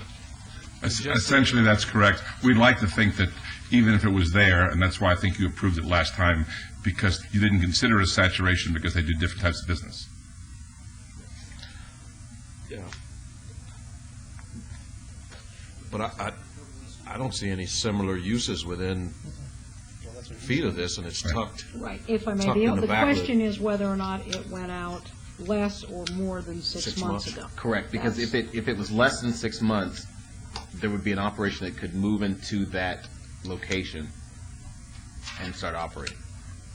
And while they're looking, I'm saying respectfully, when it was there, you approved our application. Okay? And therefore, okay, when they were both there in September of '06, we came before so this you, was an and we came approved before the planning commission. So this was an approved application in '06? That's right, before the then- planning commission, not the city council. Oh, I see. Okay, so it was approved by you then, and then we withdrew it. Okay? Yeah, I don't know. But, so at this point, the only thing that's there is a pawn shop. That's correct. Yeah. I don't, is there a motion, Commissioner Goins? We're almost there. Almost there. While we're doing this, I'm going to disclose that Ms. Stewart and I graduated from the same high school 2 years ago. Is there anyone that didn't go to high school with you? But that I sometimes contract her with her, so I'm going to abstain on this item. You probably graduated a long time before she did. Or how many, or did he graduate over and over and over again? I graduated in Texas. You know, the 10th grade was the hardest 5 years for Sam. Exactly. Me too. All right, Mr. Rankin, We are unable to locate any business license of record for that type of use within this center. Well, that thing that was done in '99 is of issue, right? No? They're saying it's actually the next center over. Well, we were talking about the '99. Right, it was done in '99, but went out of business, and so they. But it was in a 135,000 square foot commercial center, and that probably included the Kmart that's on that side. Because this building we're talking about now didn't exist then. Right. True. Yeah. So I'm not sure it ever went in business. No, we're ready for a motion. Mr. Chairman, I'll move to approve item 54, SUP 24251, subject to all staff's recommendations and conditions. We have a motion for approval of 54. Please vote. Post, and motion carries. That goes to council 11-7. And 55, SUP 24263, applicant Monetary Management of California, Inc., owner Cheyenne Plaza Ltd., for a financial institution specified with waivers to allow no separation from residential property where a minimum 200-foot separation is required, and to allow 1,400 square foot of gross floor area where 1,500 square foot is the minimum required at 6,010 West Cheyenne Avenue, Suite 11. Staff? Staff has no basis to support a waiver of the separation requirement or of the minimum floor size requirement, and recommends denial of this request. Again, Jay Brown, 520 South 4th Street, representing the applicant. The applicant's location here is Cheyenne and Jones. I think it's the northwest corner. It's the Vaughn Shopping Center. Okay? Northeast, I'm sorry. So, but anyways, it's the Vaughn Shopping Center. We've been operating out of this location now for about 6 years. With the new regulation of having to apply for check cashing, that would be the only thing that we'd be adding. Right now, we're a payday loan applicant, and we've been there. There is a 7-foot block wall behind the property, so even though it appears to be a zero separation, it's from property line to property line. We're not quite at the very end. We're close, but we're not at the end. And we do have a block wall, and we have been operating as a lending institution now, like I say, for 6 years. And I believe, I think Mr. Rankin was kind enough to tell me the 1,500-foot rule came in about 2003. So since we're asking now to get updated for check cashing, we only had 1,400 then, and hopefully you'll give us that waiver as well. Thank you. This is a public hearing. Anyone wishing to speak, please come forward. Seeing no one, I'll close the public hearing and ask the commission. Don't all speak at once? Commissioner Goins? Move for approval of item 55, SUP 24263, all staff's recommendations and conditions. Do you agree with all the conditions? Yes. We have a motion for approval of item 55. Please vote. Post. Motion carries. Thank you very much. Thank you. Item 56, SUP 24265, applicant Adam Corrigan, owner Howard Hughes Corporation, for a proposed pub, bar, and lounge at 11770 West Charleston Boulevard, Suite 110. Staff? This application meets the separation requirements and complies with the Summerlin Development Standards. Staff recommends approval. Thank you. Ms. Allen? Good evening, Mr. Chairman, Commissioner. Stephanie Allen, 3800 Howard Hughes Parkway, here on behalf of the applicant. We appreciate staff's recommendation of approval. I'd be happy to answer any questions. Otherwise, we'd respectfully request your approval. Thank you. This is a public hearing. Anyone wishing to speak, please come forward. Seeing no one, we'll close the public hearing and ask the commission for their wishes. Commissioner Dwight? Mr. Chairman? Go ahead. Seeing no comments, I'll move for approval of item 56, SUP 24265, subject to all staff's recommendations and conditions. We have a motion for approval of item 56, and you agree to all conditions? Yes. And please vote. Opposed? Motion carries. Thank you. Council 11-7. Thanks. Thank you. 57, SDR 24023, applicant owner Water Street Center LLC for a 4,350 square foot commercial building comprised of 2,450 square foot of retail floor space and a 1,900 square foot restaurant on the south side of Bonanza, approximately 640 feet east of Pecos Road. Staff? Project is compatible with the pattern of development occurring along this portion of Bonanza Road, and staff recommends approval. Thank you. Applicant? Yes, my name is Luis Gutierrez. I'm at 7500 West Lake Mead Boulevard. I am the applicant owner of the property. Thank you. And you agree to all conditions if approved? Yes, I do. This is a public hearing. Anyone wishing to speak, please come forward. Seeing no one, I'll close the public hearing and ask the commission for their wishes. Well, here's your donut shop. Hey. That's what you've been waiting Finally. for. How do you know that? I've been reading. Am I right? Yes, you're right. There you go. Don't worry, he'll drive. Hey. We have a motion for... Yeah, I make a motion on 57 See how you shook me SDR up? 24023 for approval subject conditions. Look at that. We have a motion for approval of 57. Please vote. Post. And motion carries with Commissioner Evans abstaining. He's not abstaining. Goes forward to council on 11-7. And moving on to 59. You're in favor?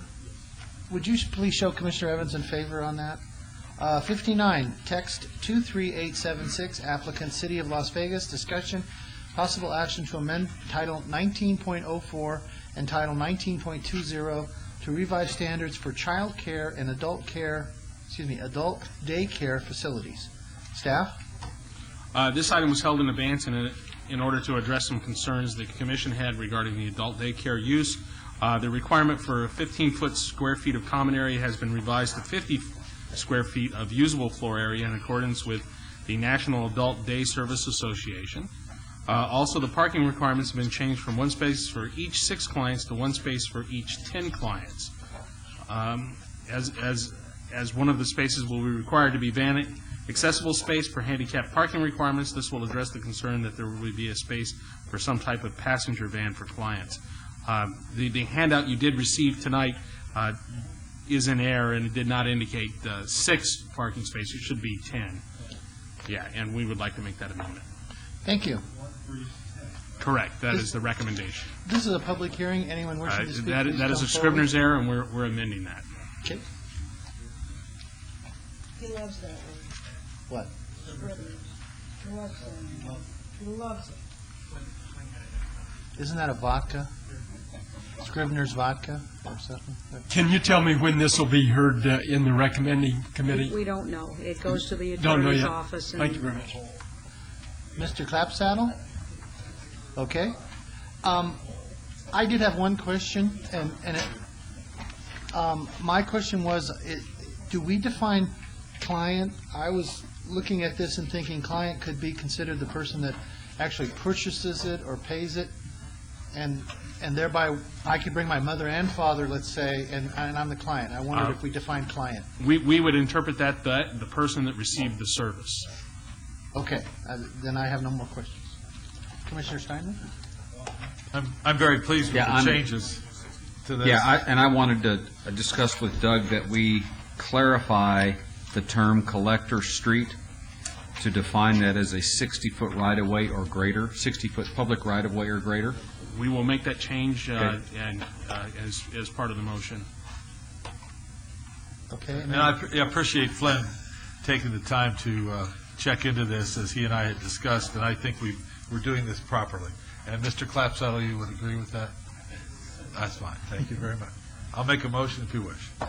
On TXT 23876, move for approval, subject to the one Scribner error and the change that's being added with the street width. We have a motion for approval subject to Scribner. Please cast your vote. Opposed, motion carries. And that goes forward to council in ordinance form.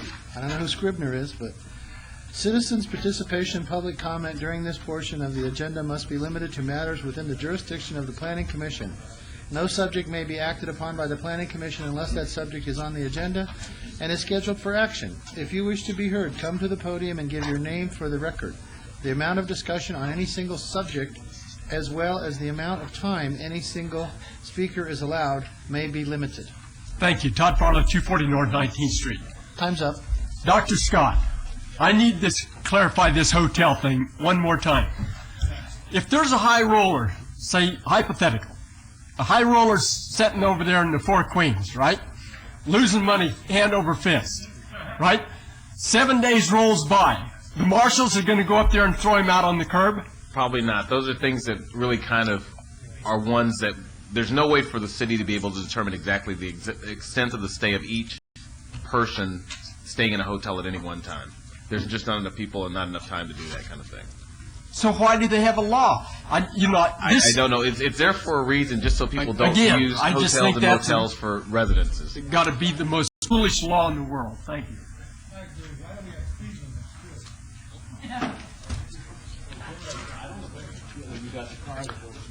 The meeting's adjourned.